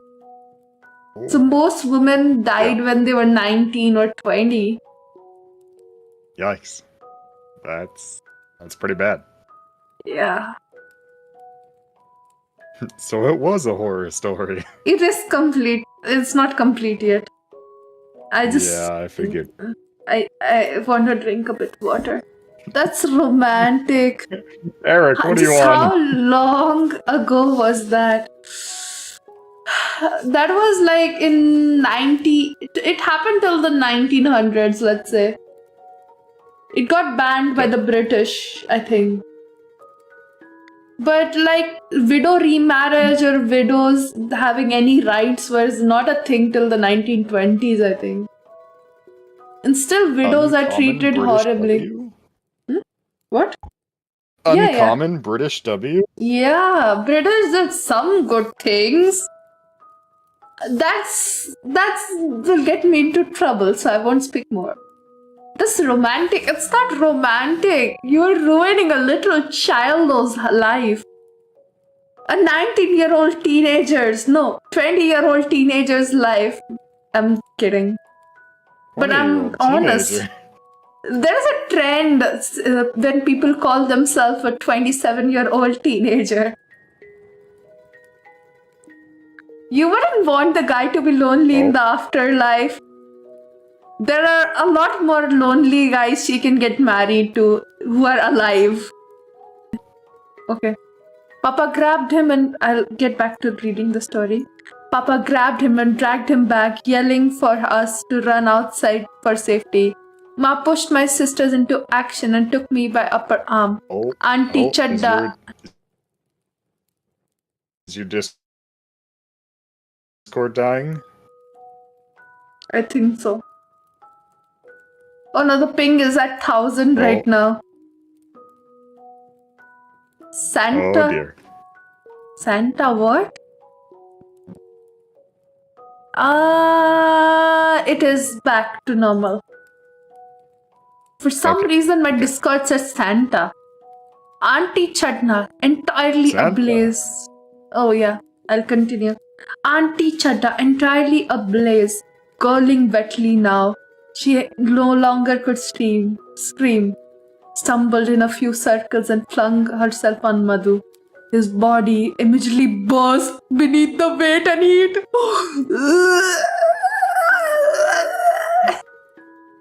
We turned and fled after my sisters while the fire took hold of the temple behind us. We watched the flames grow with tears in our eyes. Even after the fire department arrived, it burned long and bright and vicious. Auntie Chadda hadn't wanted Madhu to pass in his next life alone. It granted me a little solace. I remembered the pain I had seen in her eyes, the grief that only a mother who had lost her child could understand, and I hoped that maybe he wouldn't have to. That was the end of the story. How was that story? I see. How was that Longer. Longer than the ones that I found, for sure. I did not know this was this long. It took so much time to set up. Yeah. Oh god, the mother also died. Oh my god, I'm imagining all that in my head and I'm feeling like puking. How was that, chat? Ugh. You probably learned a lot from this story, didn't you, chat? Yeah. Zuki, did you self-insert for this one? Chad, I don't want my husband to die before the marriage. Don't say stuff like that. I hope you don't get anyone then, Chad, if you say stuff like this, okay? I hate you for that. Don't say my husband will die. Sag. Yeah, I feel pukey after just reading about bad smells. I'm very smell sensitive. You know what happened recently? Something really wild happened. This is a horror story from my own life. Oh no. It was certainly long, yeah. So recently I was in my college, okay? I was coming out with my 2 other friends, okay? There was a man who was drunk and half naked. Almost naked, let's say. We could see his butt. He had a long stick, okay? And he was too drunk to realize what was going on. He started, okay, I just got out of the gate and he started to swing the stick. I'm glad I was away. I mean, I came like only a few minutes ago. If I came like just a few minutes before, he would have hit me. Oh no. Oh no. And then what happened was, I stepped onto a dead rat at that exact moment. And I gag reflexed. Nothing less than a horror story. Gross. Gross indeed. I was close to stepping, not stepped, sorry. Oh, okay. And my friend grabbed me by the hand. Oh, Suzuki, no! Oh, God. That's good. Friend to look out for you. That's good. Oh my God, she once saved me from getting ran over by a car. Now that's not like the thing was I was very dizzy and I almost got hit by a car that day. I was certainly shocked. If it wasn't for my friend to pull me over, that would have been really scary. Oh my God. So continuing. Yeah. I have gotten hit by a car before. Oh my God, how is it? Well, they were going slow enough, but I mean, yeah. So I was coming back from work on our college campus. Oh, do people get run over in campuses usually? Not really. It was like 3 or 4 a.m. Oh. But they were speeding down the main road, and I looked over to cross the road, and I saw them like further away. So I was like, okay, I can cross the road. But turns out they were going like 70, and they hit me going like 10, 15 miles an hour. Ouch! Did it hurt? Yeah. That was one of the few times in my life that I've had a bruise. my entire side of my body was bruised. Oh, that sounds so bad. Ouch! Ouch! Luckily, nothing broke, so I was pretty okay. Did you go to the doctor at least? Ouch! No. I'm almost hit by a car, but never. Oh God, take care of yourself. Ooh. Yeah, one of the few times I got a bruise, and it was from getting hit by a car. Ouch. This hurt more than any horror story. Ouch. Ouch. It wasn't that bad. I was so tired that I hardly even felt it. The next day was certainly painful walking. Ouch.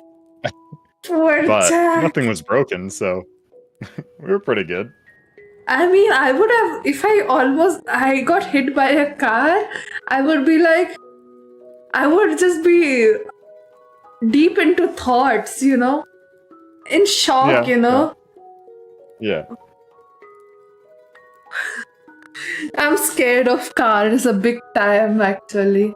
I know Yeah. how to drive, but I'm scared of crashing into others or getting crashed onto. Well, I've seen traffic in India, and that's definitely fair. I mean, my teacher taught Be me how scared to of traffic. drive in like the busiest part of my city. And my city has one of the Okay. worst traffics. OJ? Yeah. OJ? My city's traffic What does pretty OJ much mean? consists of holidays. What? OJ? What is OJ? You said OJ. Where? Huh? You said Huh? OJ. I don't recall. I might have misheard. Maybe. It's just traffic in my city is really only dense during 4th of July and other events. Oh, do people go to the mountains to bust crackers or something? Yeah. Big I old hate crackers. fireworks. I hate fireworks and crackers. They all can go to hell. Really? Just Come to loud, India during spooky? Diwali. It is so loud. Top of that, so much smoke. I get so sick because I have a smoke allergy. And I fall sick. And I Oh, constantly okay. cough. It's not fun at all for me. And people make the environment so bad. Like you can feel the smoke in the air for like 2-3 days. It's that bad over here. And doctors recommend don't go outside the house at all during these periods of time. Yeah, that happens a couple times over here. Really? But it has to, yeah, it kind of blows over from one of the nearby cities, so Oh. I need to go it to can the get pretty bad washroom sometimes. again. Well, all right. I'm sorry. I might go to the washroom often because like I'm supposed to drink like 6 liters of water. Oh, you're good. You're good. Oh. You can talk to my chat till then. Are Hey. you enjoying the stream, chat? Yeah. That was That bad of pretty pollution. rare here. It's more forest fires. Didn't Canada cause the worst forest fire smoke or smog? Oh yeah. Canada. Those Canadian wildfires were pretty bad. Oh? See What? I believe there were like New York city skylines that were like blood red. I saw videos of it. Oh no. Yeah. It looked pretty really bad. Did you get affected by it? No, I'm too far inland to get affected by that. Oh. I was like New York and those states and stuff. Oh, it was on that side. I don't know which coast is New York. I think. Is it West Coast? Is New York West Coast? New York is East Coast. Huh? Oh, West Coast is Cali. Yeah, West Coast is Cali. It used to be a lot common here, but there are laws against pollution. Oh, Yeah. we need laws against pollution here too. I fucking hate crackers. You know, last year during Diwali, some naughty boys, let's say who were around like, let's say 21, 22, they were playing with crackers on the road, okay? One of them threw a cracker above my head. Let's say firecrackers. Yeah. What? Some slang doesn't translate very well with the word cracker. Oh, Americans, stop getting offended by everything. I am just, an Indian. Just to be sure. Yeah. You're good. You're good. I don't even know if we call firecrackers crackers over here. Just the ones that explode, right? Yeah. Not the ones that fly up Uh, into the air and explode? There are multiple times. We call everything that does whatever you explained a firecracker. Okay. Or a cracker. Okay. There were ones that affected New York were from Quebec. Oh, Quebec. Part of the winds, most of the fires happened in Alberta and BC, and most of the winds don't blow down into the US from there. Oh.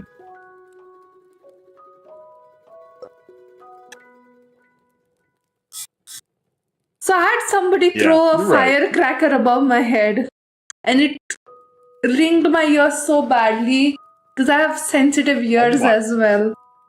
You know, I was in the mood to threaten murder that day, but no, I held back. My auntie hold my hand was like, Zuki control. Nobody cares about the word cracker except for Twitch. And don't you hate Twitch because it's owned by Amazon?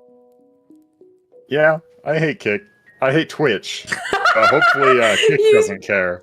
Oh my god, you said Kick. Why you say Kick? You said Kick twice. You hate quick. What? Kick twice. Kick your kick now. No, Kick's been pretty good. Really? But hopefully they don't.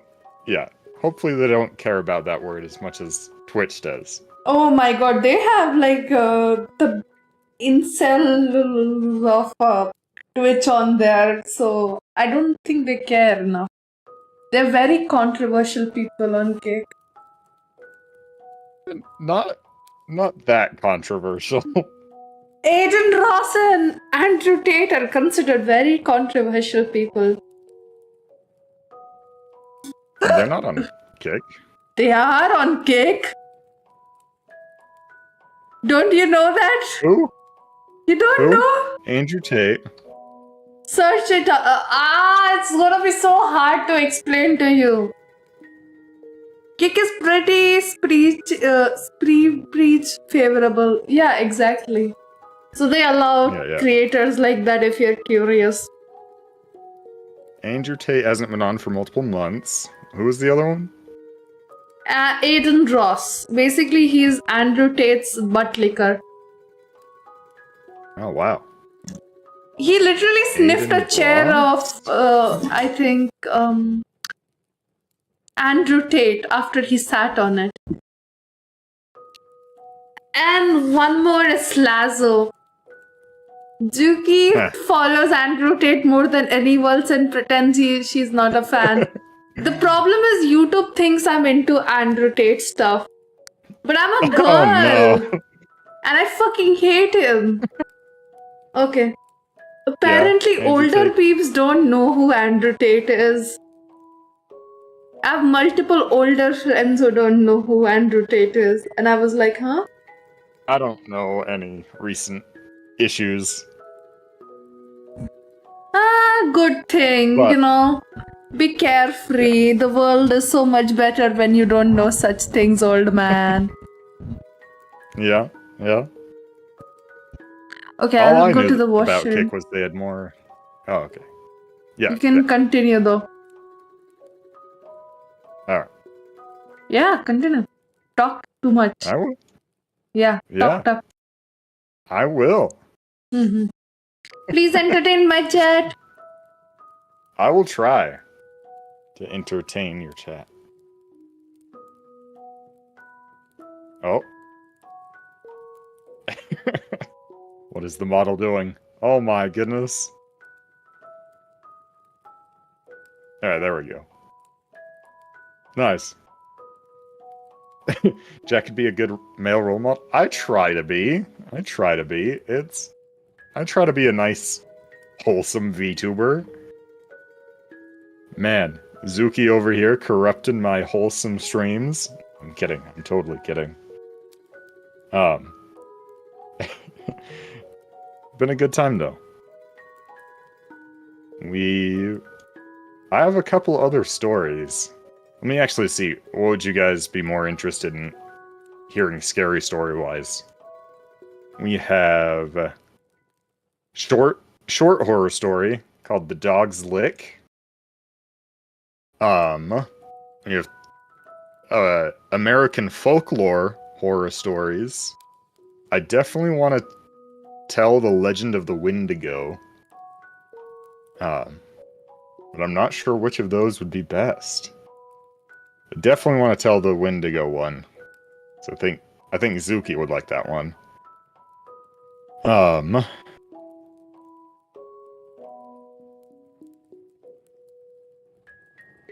see. I guess this one is kind of just telling the tale of the Wendigo, not really a story of the Wendigo. Wendigo would be really good. Yeah. Let me see. Let me make sure this one is...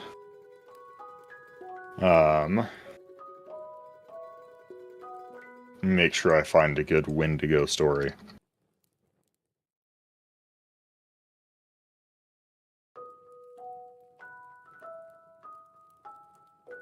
The Wendigo. Scary stories to tell in the dark wiki. Huh. Oh, okay, that one. Yeah, that one. That one is interesting. Bison would probably like it too if he's still here. Yeah. I mean, I think Bison is at work usually. Creepy pasta. Beware the Wendigo. It's like an actual estimated reading time, 20 minutes. Holy crap. Let's see. American Hauntings. That one's not as long. Let's see. Let me see. American folklore stuff would be pretty good. So, yeah. It's more like buy some wood and make things. Yeah. No, how to seat your own axe head. I'd tell you how to do that one. Yeah! Yeah, boy, I'm back. Yeah, boy, I'm back. Wait. Interesting. I'm back. Oh, hello. Welcome back. You are indeed the peak male model. I meant like a peak role model. I have an urge to grab an axe, cut some trees. Cutting trees are not allowed in India until you get a permit. I think so. Oh, okay. Like long trees, big trees, you need a permit. Okay, here's a shorter one. It's got 5 stars. Oh. Hi, Coco. Hello. So what was chat and you discussing when I was gone? We were discussing what kind of horror stories I should tell. Oh. Okay, you can continue. I will like to hear. I'm a little bit cold, so I'll get into my actual blanket. 1-to-1 model on screen. Oh, my model disappeared. Jack is peak male model and makes Zuki want to grab axe. Chat, no? That's my grandfather. Yeah. Where did my model disappear? Hello? Huh? Oh, what the hell is this? Huh? Uh-oh. Huh? What has happened to my legs? Huh? Oh no! Oh my goodness! What? Don't show us that, Zuki! Huh? Oh my, your ankle's broken. What happened to my legs? And you know, that was the paw of... pose I found my model in. Huh? Oh my, look at that ankle. My model is just not working, chat. Oh no. What? Uh-oh. Uh-oh. Oh, Uh-oh. This oh, is getting there, scary. What happened to my there's model? the inside of the skirt again. Oh, This looks so scary. Oh no. T-pose. Oh god. I'm not doing this. My model is stuck. It's not moving. Uh-oh. You want to restart your... Okay. I did not do this.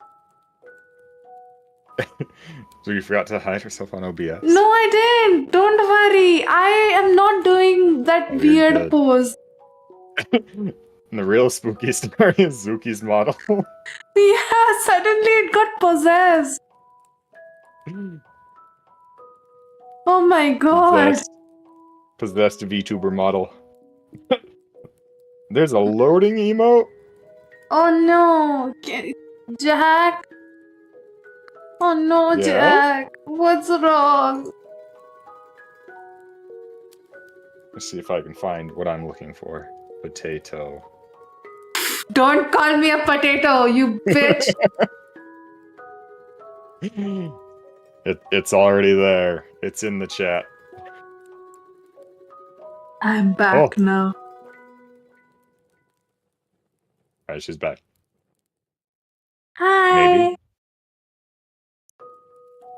Hi, Okay, dear there you go. chat Rose. How is your mother doing today? I hope she liked My me on your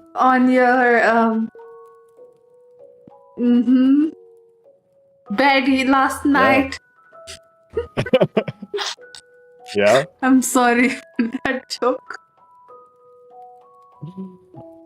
Oh, man. Yeah, old man, what are you saying now?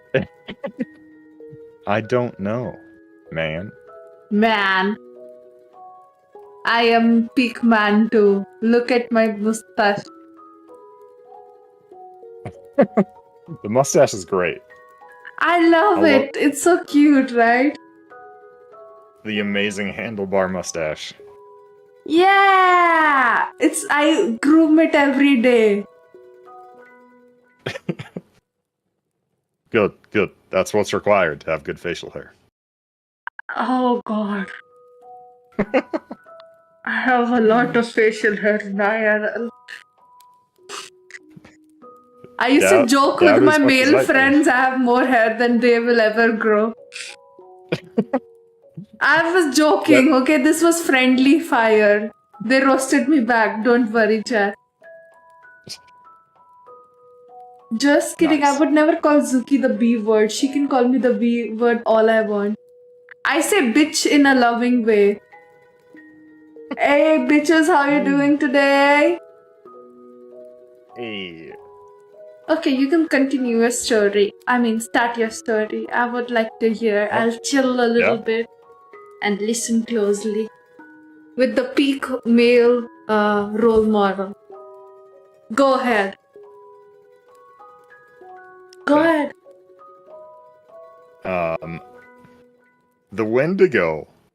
Written by Robert Campbell. Is he famous?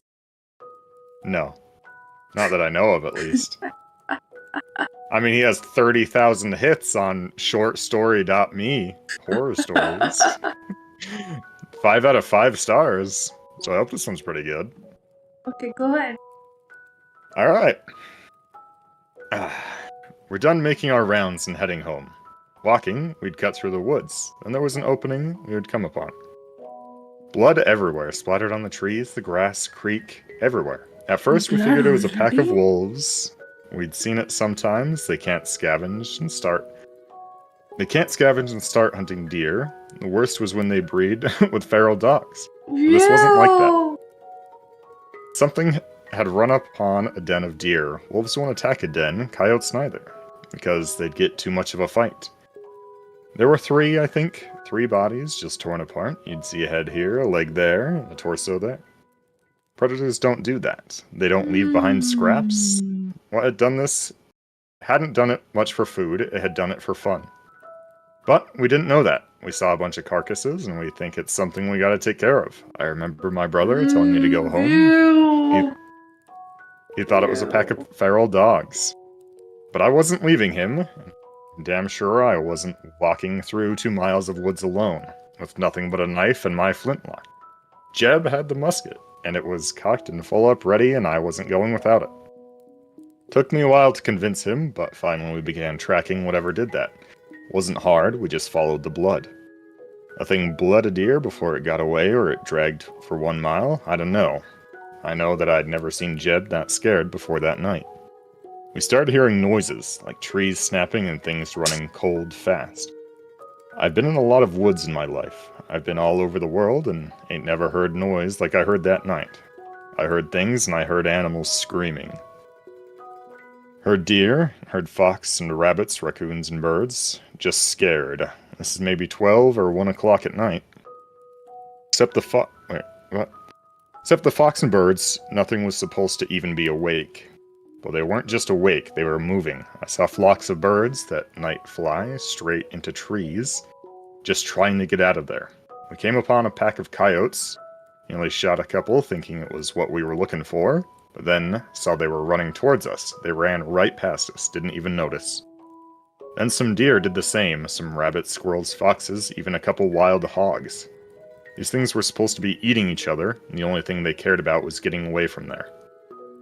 What we were tracking, it wasn't something we were supposed to see. It wasn't something old, something we couldn't kill. I don't know why we didn't just go home.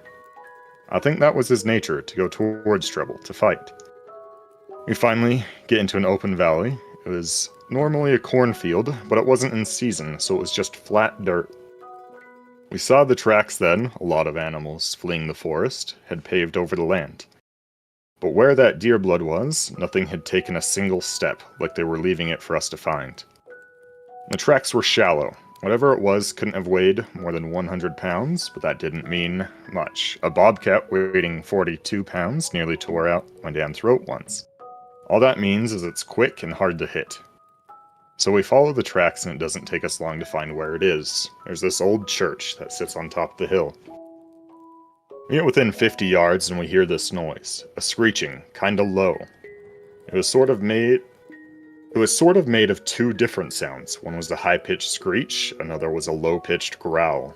It was making both at the same time. We get within 20 yards and hear this sound. I can remember thinking that it sounded like paper being torn apart, while someone was swinging water in a bucket back and forth. Jeb looked at me, kneels down, and whispers, I gotta stay behind him. We're both about to corner him. Any animal will fight when it's cornered, especially when it's a predator. But we can tell by the tracks that it's just one. He tells me it's probably a single rabid dog, probably rabid. The plan is to sneak up on it while it's eating, shoot it, and then keep shooting it till it don't move anymore. Then, cut its throat, and if it gets to my brother, it's my job to shoot it or to stab it to get it off him. So he walks up and I'm right behind him, just a tad to his side, so we can see what it is. I wish to this day I hadn't. It was leaning over a carcass, tears off its flesh and throws what it doesn't nibble at a side. There's blood all over the brick, glistening in the moonlight. It's pale white, human looking, but not quite human. It had arms and legs like a human, but it sat like a monkey, hunched over and its hands weren't normal. Had long fingers with claws at the end. So, we see that, and my brother hesitates. He wasn't about to fire on a person, so he clears his throat to try to get to turn around. I swear to God, all the noise just ceased. I ain't never heard true silence before that, and not after that. But for 2 seconds, nothing made any noise, which made it all the louder when it turned around, made the shrill cry, and jumped Jeb. He got a shot off. I think he missed. If he hit the thing, it didn't mind. But it was on him. Tears parts of him off. I start shooting it with the flintlock, point blank. But it barely bled, the thing. I got off 3 bullets, and then I started hitting him with the gun butt, but it wasn't budging. It didn't even register that I was there. Clawing Jeb, taking off bits of his flesh, starts on his torso, ripping off skin, his chest, then it moves up. It tore off his throat, tore off his nose, his eyes, and it scalped him. I started digging in, ripped off the bottom half of his jaw, the little bones, and that tube in the neck. Don't exactly remember what happened. But somehow, my brother's knife ends up in the thing's shoulder, and Jeb ends up on my back. I'm running, and my god, I'm faster. I'm running faster than I'd ever run before or after. They follow me. I end up back in the woods, opposite the ones we'd been in. I'm heading towards my landlord's house, because it's half a mile away. I can hear this thing screeching, moaning. I hear these tree branches crack and get thrown around. Sounds like someone taking an axe to every single tree as I pass. It's cracking so loud and often, but I just ain't looking back. Finally, I trip into chopping wood. I look up and there's my landlord, a bunch of his buddies, drinking brandy around a fire. I scream and cry and they come over. I'm telling them to call help and they look at me. And I'll never forget what they said. "What's that on your back?" And they just asked me. He said he saw one of those god-awful wool shirts my brother wore everywhere. It was what was left of my brother, most of his head, his torso, but nothing after the waist. Suddenly we hear it, screeching. He grabs me, Jeb gets thrown to the ground. I'm fighting him, crying, because I think we can still save him somehow. My brother had been gone before I ever picked him up. He asked to pick me up and throw me inside before I come with him. Others all were inside and they're bolting doors and getting new muskets ready. The landlord asked me, "What happened? What happened?" But I just don't know what to tell him. He pieced enough of it all together to understand there was something dangerous out there. Fire is still lit just outside and through the dovetail notches of the cabin wall. You could look and someone ran to call the Surret. No idea what that word is. Outside, we see it walk in front of the fire. Don't know what it is. One of them says it looks like an ape. Suddenly, someone goes through the window. Something goes through the window. We shoot at it, but ain't the thing. It's my landlord's dog. Just the body, though. Not his head or legs. We start pushing things in front of the doors and windows. We hear someone around the back. Can't remember. One of his friends saying that the doors were open. We hear wood just get ripped apart. Oh, no. Banged around some more, but then it got quiet. Not silent like it was before. You could hear it move around some. And the guys were talking, making sure the muskets were ready. Someone hands me one. No sooner did I cock the hammer back, did we hear something shatter upstairs. Then we heard it screech again, except now it was louder, and it didn't echo and fade out because it was inside. We all rushed to the one door leading to the kitchen, push salting meats and drying apple pieces on the ropes, and they all fall on us. We got it just that thing did. It opened the door just a bit, and 4 or 5 men just slammed into it. It got its hand through. Someone with a rifle took care of that, put the barrel right up to its wrist and pulled the trigger. Cut its hand off clean. That only pissed it off, though. I started pushing on that door, clawing. We were on the one side, pushing as best as we could, and it was on the other doing the same. That wood just wasn't going to hold, so someone tells us to keep our heads down. Suddenly, the top half of the door is just gone. My ears ringing, and there were splinters everywhere. 2 or 3 of them just unloaded on the top of that door. I don't really know where it went after that. Surret got there, I was still glued to that door, what was left of it. The sun was up before they got me off it. They put me in with the nuns for a while. A lot of people talked to me about it, but I didn't talk back much. Not for a long, long time. When I got back home, I got a job for the landlord, working on the farm. We didn't talk much, not about the thing, but I signed up for the army. When I was 18, he sat me down to drink some brandy and send off. I asked him right away what the Surret told him. The story they went was a wild animal, probably a wolf or maybe a bear. They had been angry or protecting young. I asked him how they could say that, and they had the hand. He looks at me stunned. Tells me that hand never made it back to town. The Surret who had it died. The hand was never found, probably taken away. What is a Surret? No idea. No idea. I don't know. Chat, any clue? By the way, The I'm a hand was bit never far found. from the mic because I'm laying down.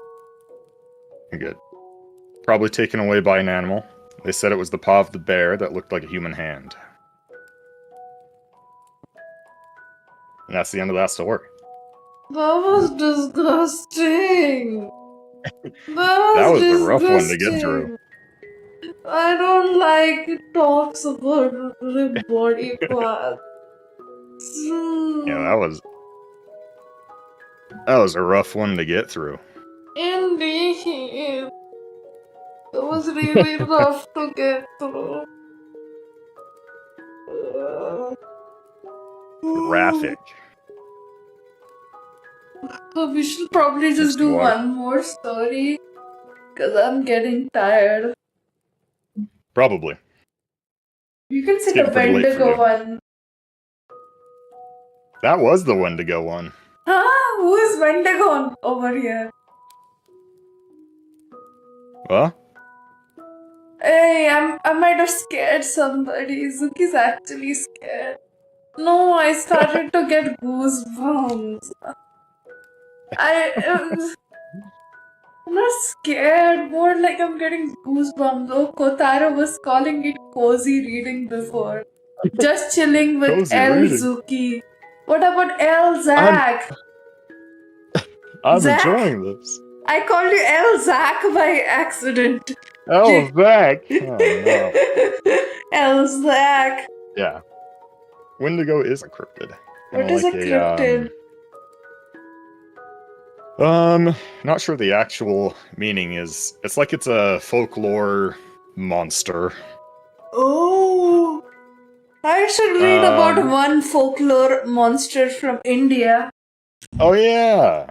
There are several short ones, but there is no stories of these. Yeah, let me read them for you. Alright. Oh god, my Discord is lagging. Just a second, I'll go get my phone. I guess that wasn't much of a Wendigo story, as it was just a spooky what the heck is that story. So Wendigo stories usually have more lore behind what happened. That one was just kind of explaining in a way that they act. Super hard to, in the lore, super hard to kill a Wendigo. Or a Wendigo, some people say. I think most of the stories say that you have to disembowel them and burn the heart in a box of pure silver, or something like that. It's some spooky stuff. Also, hello. Kotaro, thanks for subscribing over on YouTube. Hello, Jack. Hello, welcome back. You find your phone? Yeah. I kept it for charging. Now it has enough to last for the whole remaining stream. Nice. Did you say all the stories you wanted to? Or do you have more? Pretty much.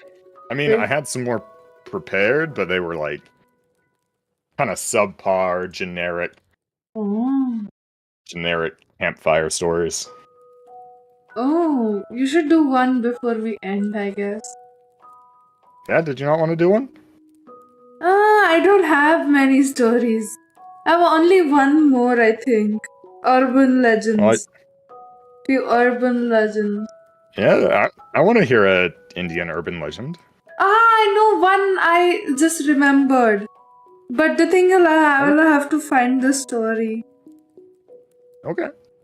But I'll find the story when you are speaking. I'll tell you a few Indian ghosts. These are not stories, more like ghost stuff. 11 scary ghosts from Indian folklore. that are made nightmare that are stuff that nightmares are made of. Munho no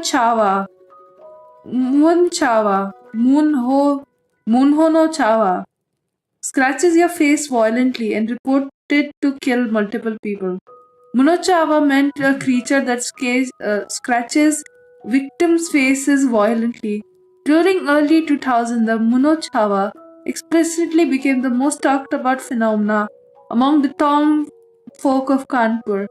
It was rumored to attack its prey in the thick of night, jumping on your face and scratching it any semblance of recognition. The face scratcher reportedly killed 7 and injured several others. This is just like the thing in Alien, right? That hugging monster, the hugging alien.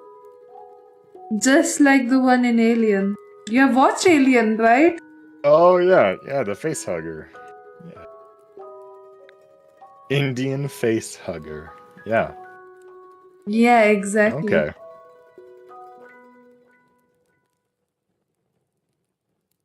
A lot of these are in Bengali. What are Bengalis doing that they have so many ghosts? They're bored. Oh god, this one is a bit scary. Nalleba, a witch that knocks on doors and kills the unlucky few who open up. In some areas of Bangalore, people believe that there is a witch who walks on the streets, visiting people's houses and knocking on their door. Opening the door basically guarantees certain death, so you have to write Nalleba, come tomorrow, on the front door of your house.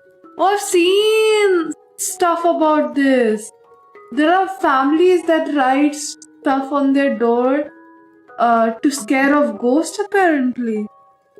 Seeing this gives you a day respite from this wayward witch. That's why April 1st is celebrated as Nalleba Day in some parts of Bangalore.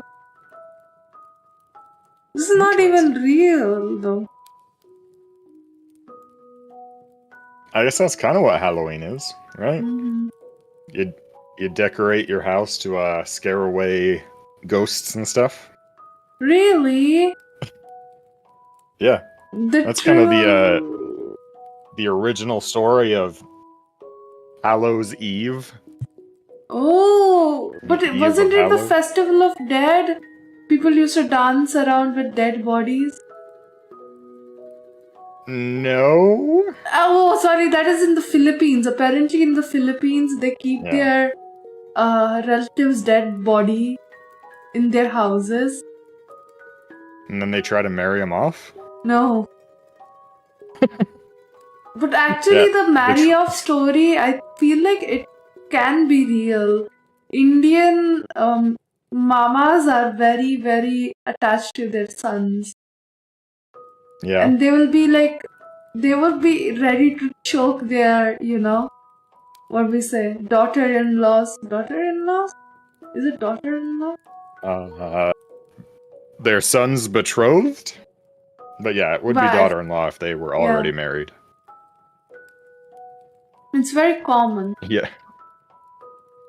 There's a very interesting named one called Boba. Boba is a creature that attacks people in their sleep. In Bengali culture, the Boba is a malevolent entity that attacks people who are sleeping on their backs. I sleep on my back! Oh my god! I sleep on my chest, not on my back. No. It strangles them to death, and it's believed to be more supernatural explanation of sleep paralysis.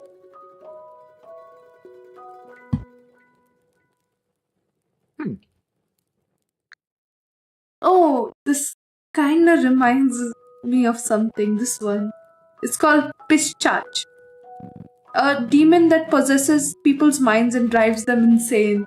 I'm pretty sure a lot of people in India think this is the reason for mental illness. And It's commonly believed if you have mental illness over here, you're possessed by a demon or something.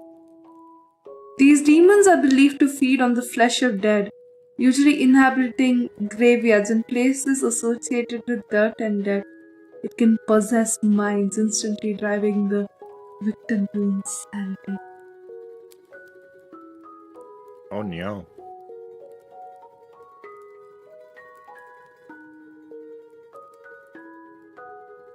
A lot of stories are about women who don't get married or lose their husband in this list. Oof.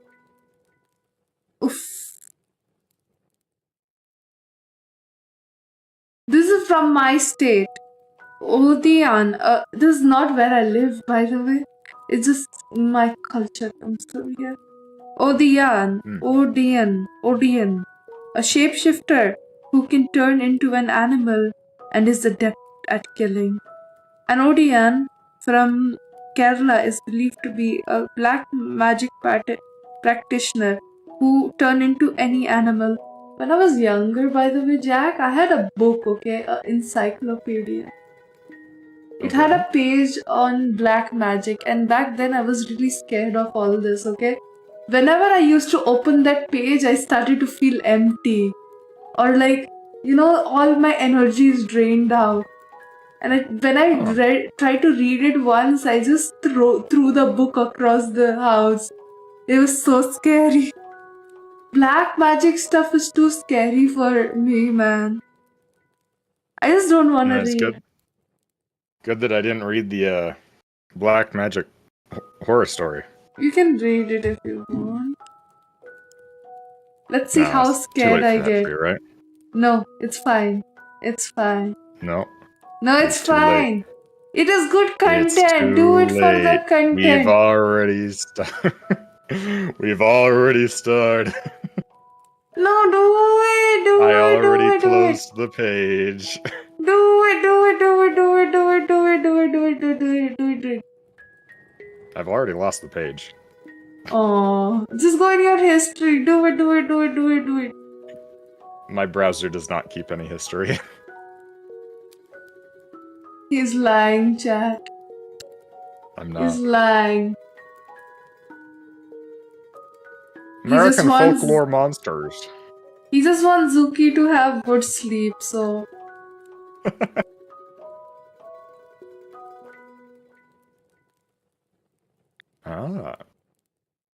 Could just read some generic ones. The real monster is door-to-door salesman. Those are right about that. Base private. Oh.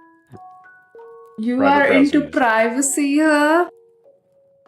Yeah, I kind of like my privacy. Having worked at Amazon, it helps my peace of mind. What horror stories do you have from Amazon now? Leaving the one you told horror before. Stories? Yeah. Before Jeff Bezos was actually a lizard, just like Mark Zuckerberg. Jeff Bezos is a fire-breathing dragon guarding his hoard of gold. Huh? Great, man. Great.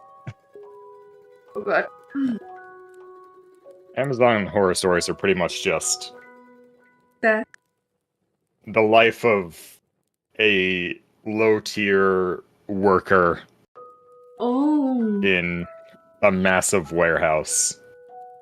Is it mind-numbing because it's so big or something? It's just monotonous and boring. It's just you're stuck in this massive warehouse with like 8,000 other people.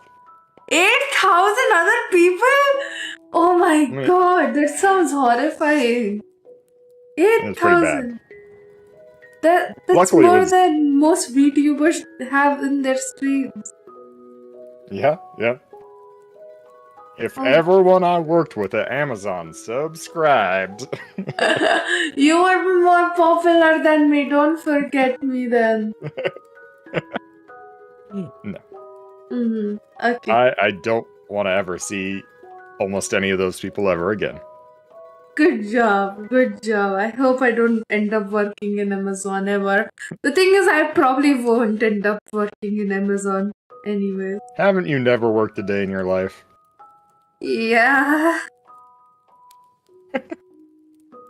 I got a good reason. Whenever I tried to bring that up to my father, he was like, "Iron, no need till you complete your studies." Good Space Maid, Papa. But I want to be a little independent in that department because it's so hard. It's not hard. It's embarrassing to ask your parents for stuff, like for a PC to upgrade and stuff. And I like how it's in America, a little bit financial independence. I wish we had that here. I mean, a lot of people get kicked out when they turn 18. So. That's not good, actually. No, it's not good. But that's the usual. I've heard like stories like their parents literally started to treat their children like subpar human beings once they turn 18. A lot treat their kids like that before they're 18. Oh god. We in India make fun of Americans saying that they don't have family at all. They don't care about it at all. And I'm like, no, I have heard good stuff about them too. They think that the concept of family doesn't exist in America. And everybody just hates each other. A lot of kids deserve that. Oh no! Brutal, Eric. Brutal. Brutal! Indeed, brutal. America is one of the cultures that, well, I guess it has so many cultures, so you can't really lump it all together. But the majority India is even more. The majority is, looking at other cultures, family is a lot less important. Oh, it might be a good thing, to be honest, but bad at the same time. At least you don't have to. I don't think you guys have to interact with your people till your third cousins, right? No, I rarely even see my second cousins. I'm very much connected to my second cousins. I did not know the concept of first and second cousins. I thought my second cousins were always my first cousins. Yeah. Thing is, I do have cousins, but I just don't consider them my cousins because I have zero connection with them. Yeah. Family is important in America, but there is an issue that would be hard to explain because getting into politics best if we don't touch politics. Yeah, exactly. Ow, my leg hurt. But you can't say that to a lot of other cultures, family is less important to most American cultures. Really? I heard about wholesome stuff too. Yeah. Right? But I said...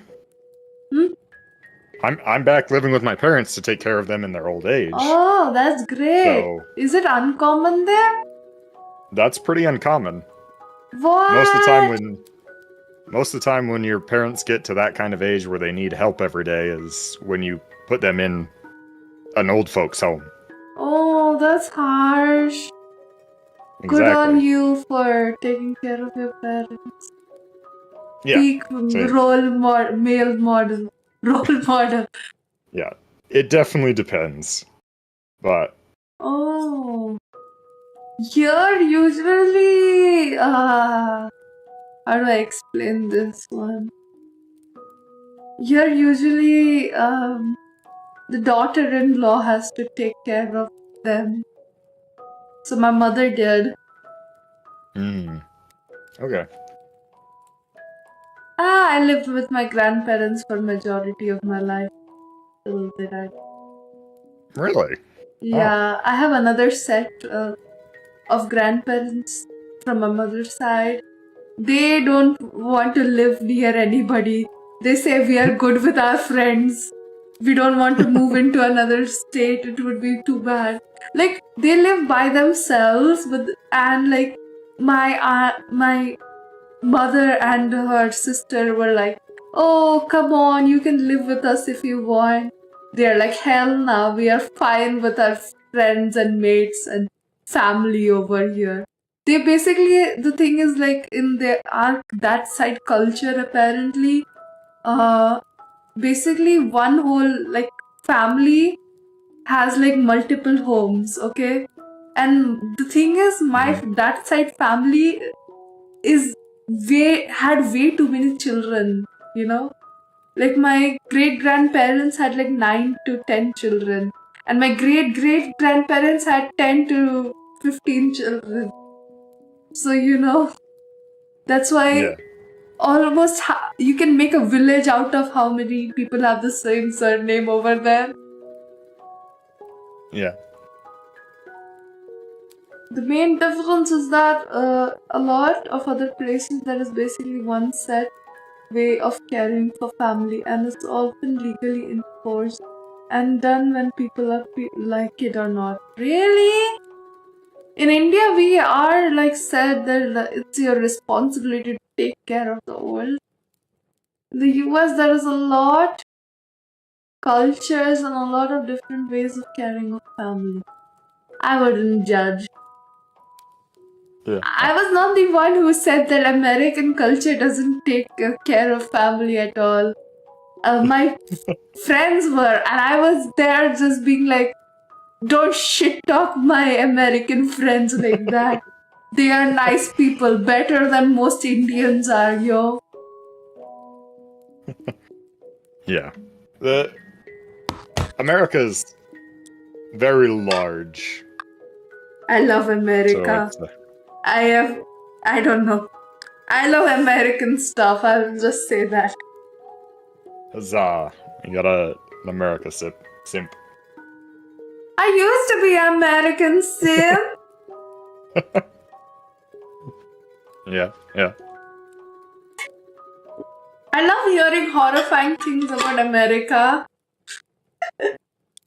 It is just like India in certain contexts, It's just a little more developed.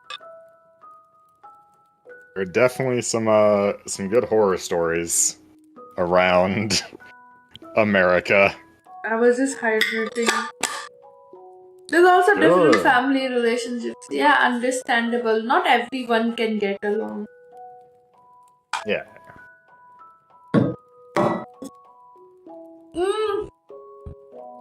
In India also that's the case. Not everybody gets along with family, do they? I don't get along with my family. I mean my relatives. Like, my relatives straight up came into my house and said something really hurtful. I just ignored them after that.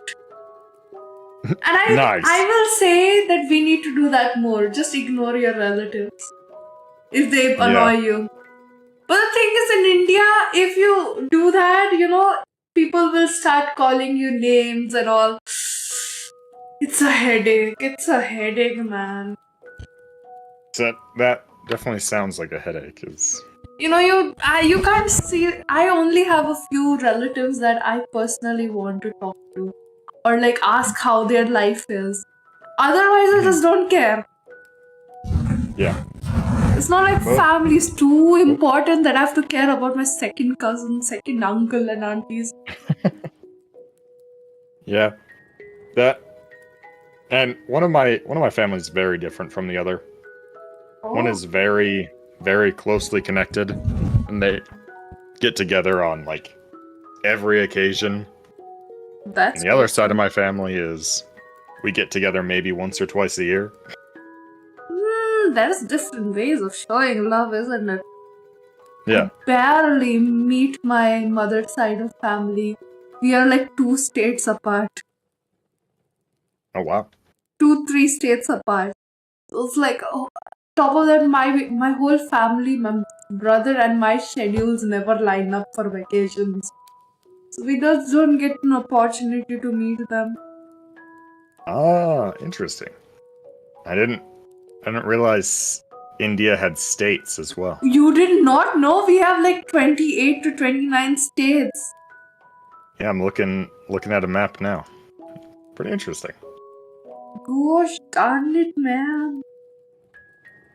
I remember almost all of the 29 states. I did a stream where I marked all of them. Whoa. There's Kashmir, there is Okay. Himachal Pradesh, there is Haryana, there is Delhi, there is Uttar Pradesh, there is Bihar, there is Bengal, West Bengal. Okay, I remember half of it. Why do I need to recount it? I'm getting West tired. Bengal, Assam. And then go to bed. Yeah. It's time. But I did not say many horror stories. It's the same here. In certain parts of my family, they get together often, and often family members are like 2,000 kilometers away, and I haven't seen them in a few years. Exactly. Yeah. I mean, I can understand. My father's side of family all live in the same city. So usually it's not the problem to see them. I often see them. The thing is, a lot of my other state cousins and like uncle aunties, they have all moved out of India because their state barely has anything like job opportunities. So they rather prefer go to Canada or like America. That's why I have a few. America. That's why I have a few in Chicago and Detroit. Oh, I see. I even got a few American candy from the Detroit ones when they came to India. I was so much in joy. They were telling me about Target and Costco. You don't have that here, Zuki Didi? I was like, huh? You don't have Costco? We don't have Costco. I heard it's huge warehouse. We have something similar. Sounds fun. Perfect place to have horror stories occur, right? Why? I am going to Detroit for better job opportunities. Imagine saying that for to Americans. Yeah, that's for Indians, because the population was decreasing over there, they probably saw that as an opportunity. Indians are weird. I have some in Canada too, so say hi to them if you meet them on the street, okay? In Canada? Yeah, I thought I had no cousins and uncle and aunties in Canada. Now I'm disappointed. Oh. I want to be left alone in Canada, yeah. I can't go to Canada anymore. Oh no. I forgot. Why can't you go to Canada? Political reason. Oh, okay. I can't say on stream. I see. There's a lot of yeah. Yeah. Yeah. I hope I get to see Canada one day. Just go to like Alaska. It's pretty similar. How is Alaska? Have you been there? Yeah. It's cold. It's what did you do in Alaska? Walked around the streets. Oh, there are streets in Alaska? I thought it was only snow. No, there are streets in Alaska. Oh. And went whale watching. Oh. Oh yeah. Yeah, you can see Canada from the waterfront of Detroit. Really? Nice. Well, I wanna go to Canada, not watch Canada. Canada is very nice. It's very nice up there. I heard it's very empty too. Depends on where you go, but I imagine that can be the same with anywhere. Oh, India is very populated. I don't think there's a place that will be empty anywhere. Leaving, let's say, places where highways are built, maybe? Question mark?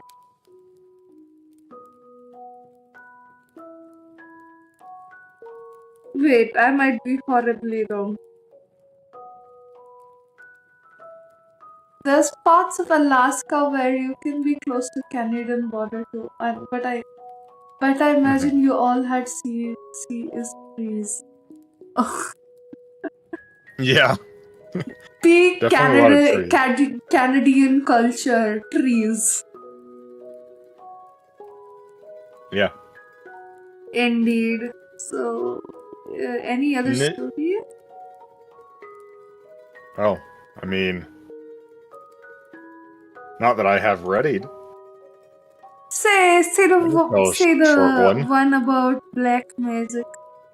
Okay. I have to find that. Before I forget about this, I have to read about this one. Oh yeah. Monkey Man Delhi incident.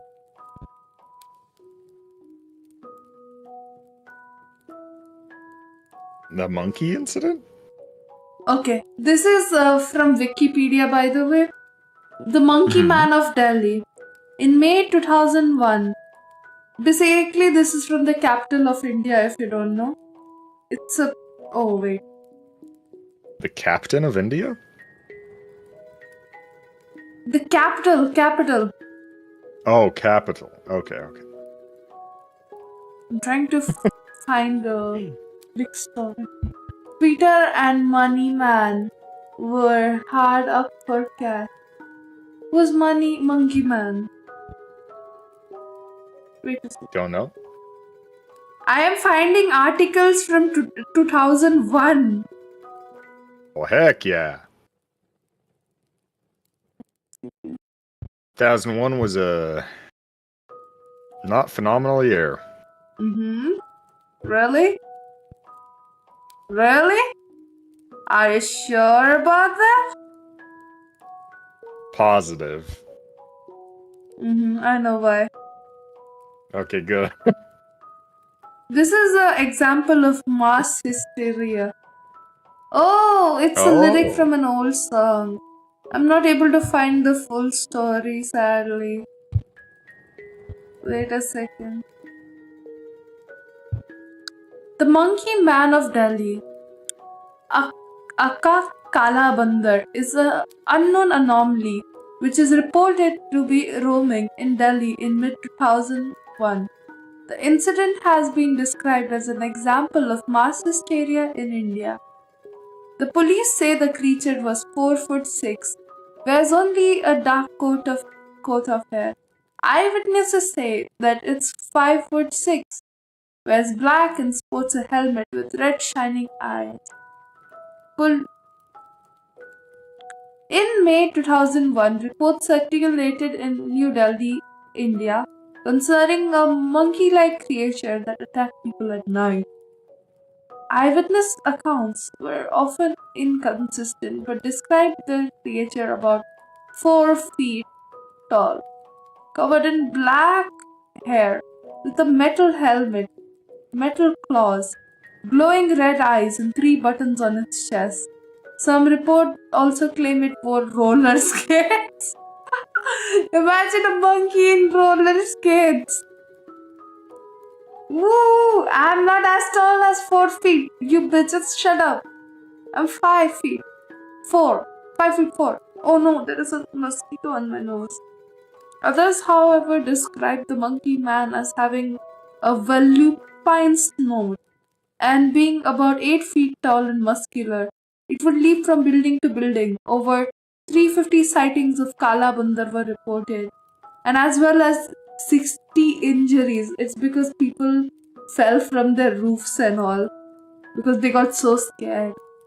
Police released artist's sketch of eyewitness accounts in an attempt to catch the creature.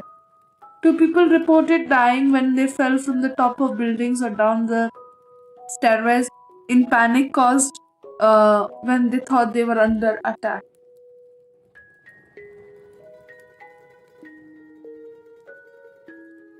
Mm. Mm. Oh. Interesting. Mass hysteria stories are always interesting. Yeah. Hard to explain. It's just we don't know. Yeah. Seriously, it's scary, isn't it? Like, people get influenced too easily and all. Yeah. Yeah. Yeah, Mass another hysteria story. is like.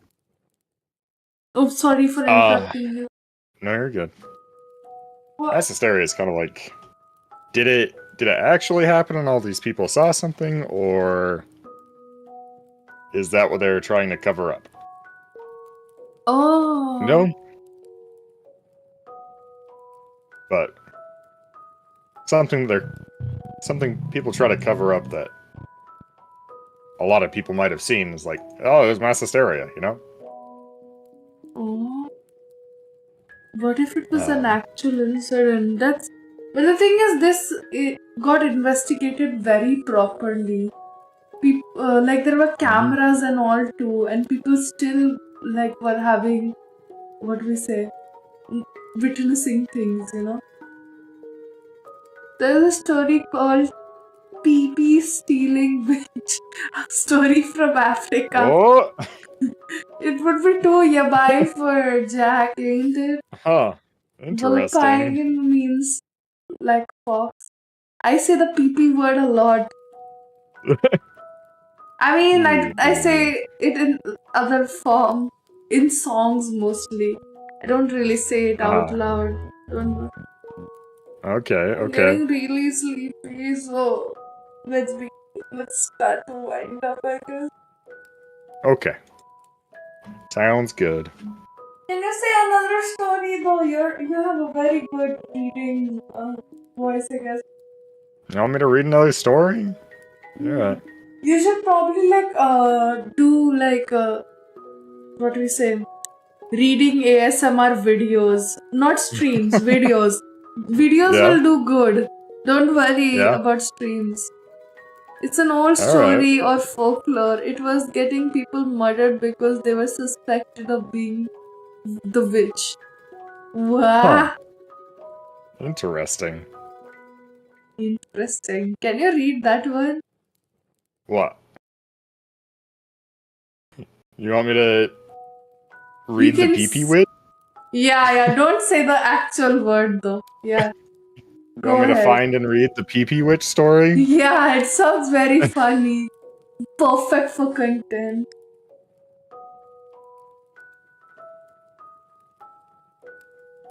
Let me see if I can find it. The PP snatching witch who terrorized men in the 15th century. Is that the one? Maybe. Or is it witches allegedly stole peepees and kept them as pets? What? Or is it that one? What? That sounds disgusting. B-word media. How a fear of peepee theft drove witch hunts. What is B-word media? What is a B-word? Bitch media? Yeah.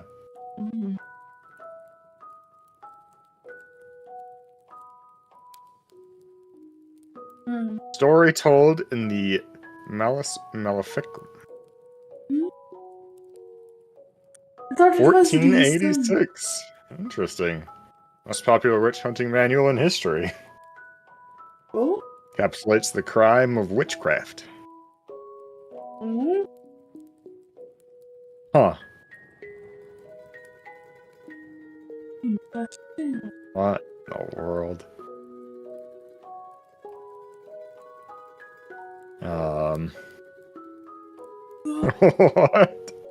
What? What in the world?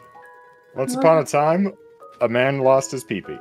Or rather, an evil woman took his pee-pee and stored it in a bird's nest, along with a brood of other stolen members, which she fed with oats. Oh God, why? Oh God, why? What else happened? I'm not sure we can tell that story on YouTube. Why? Can you send it to me on Discord? Let me see. I mean, I can send you this article. So I guess Sure, I can that's send it it to you on for Discord. today because I'm getting really sleepy. Alright. We don't want to keep you up too late with horror stories. No, I'm getting too sleepy to talk. Thank you, chat, for coming. Thank you, Jack, for collaborating. Thank you, Suzuki, for I hope it was having me fun aboard. for you guys. I'm sorry if I did not pick much stories today. I tried my best. It was fun, Jack. Thank you. Yeah. Sorry if the story I told was too graphic. It was not graphic. I will forget it instantly. Don't worry.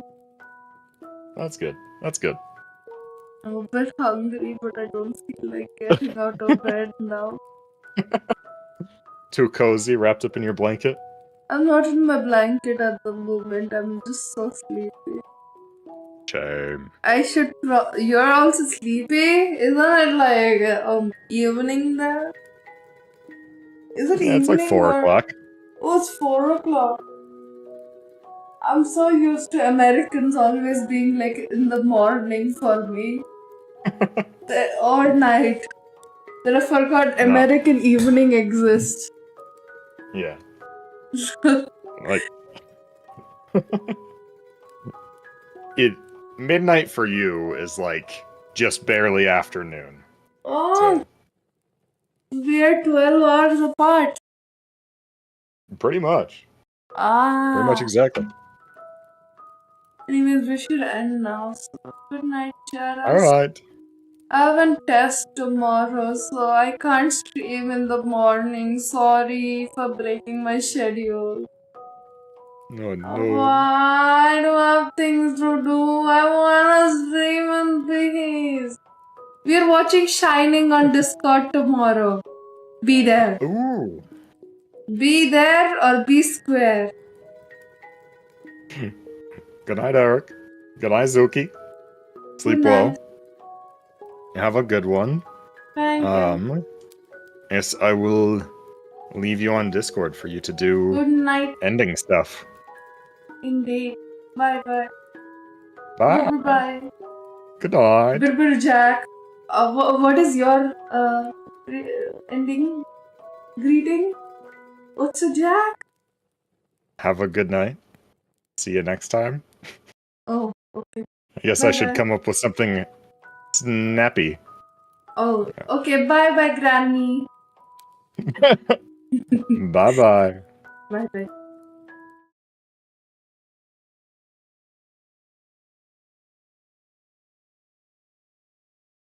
I'm way too sleepy today. Sorry, chat. For once, I'm getting sleep early, so I should probably cash into the opportunity and just close my light and sleep off soon.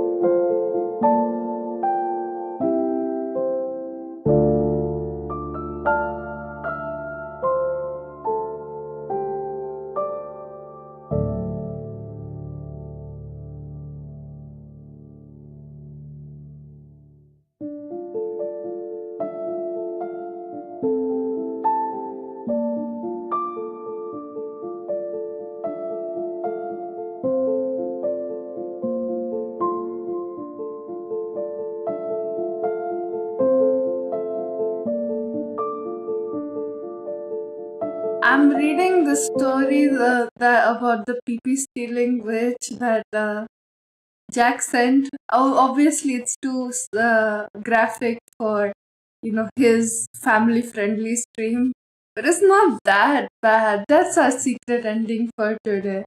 It's basically the witches who were like witch, they were they used to possess men and make their pee invisible, you know, S- and usually men were the only ones who were witch hunters, so they were scared of this.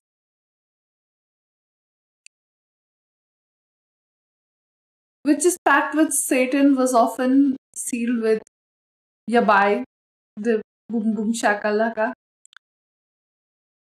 which is used the demonic power to attack men. Okay.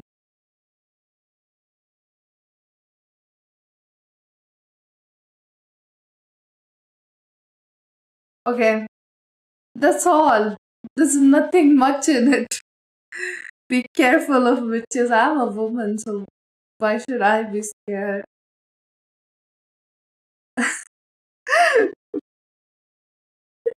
Oh dear Lord. It was goodbye indeed, though. So thank you, chat. I'm so grateful you guys understand that I sometimes just need a break. Yesterday I did not feel like it at all. But I'm feeling a lot good today, so yeah.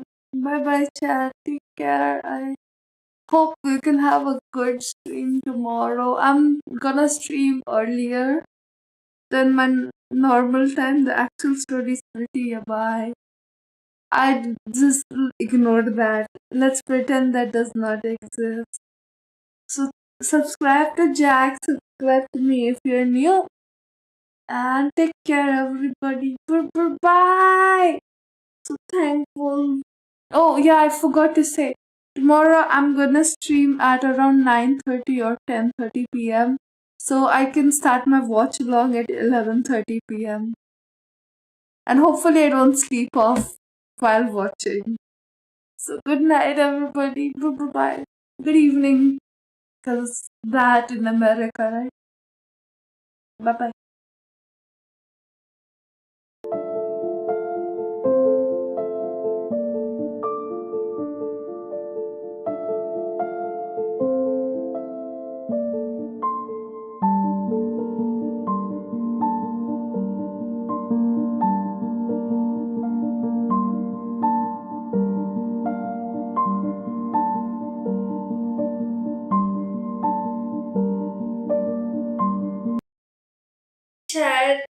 Did chat like my new audio? Did chat like my new ow? Did chat like my MS Paint art? I made that just before the stream and I was telling Jack. Oh, I missed it, but Kate would sleep. Thank you. Wait, you can't hear that? So I changed my mic settings. Top of that, right, chat? And I made thumbnail. I made myself for the first time, okay? In my new outfit, I've never drawn myself in the new outfit. The thing is, I'm so used to drawing myself in the old outfit. I can basically draw it in like memory. I draw myself over all my books, But like, I've not drawn myself in this form, so it was a little hard, okay? It looks so funny in the collar area if you have noticed, chat. Anyways, I should sleep. If I talk more, I'm gonna be wide awake because I was talking to chat. Cute. Yeah. No, you chat. Sorry for making fun of you every day. Bye. It's not like I like my chat or anything.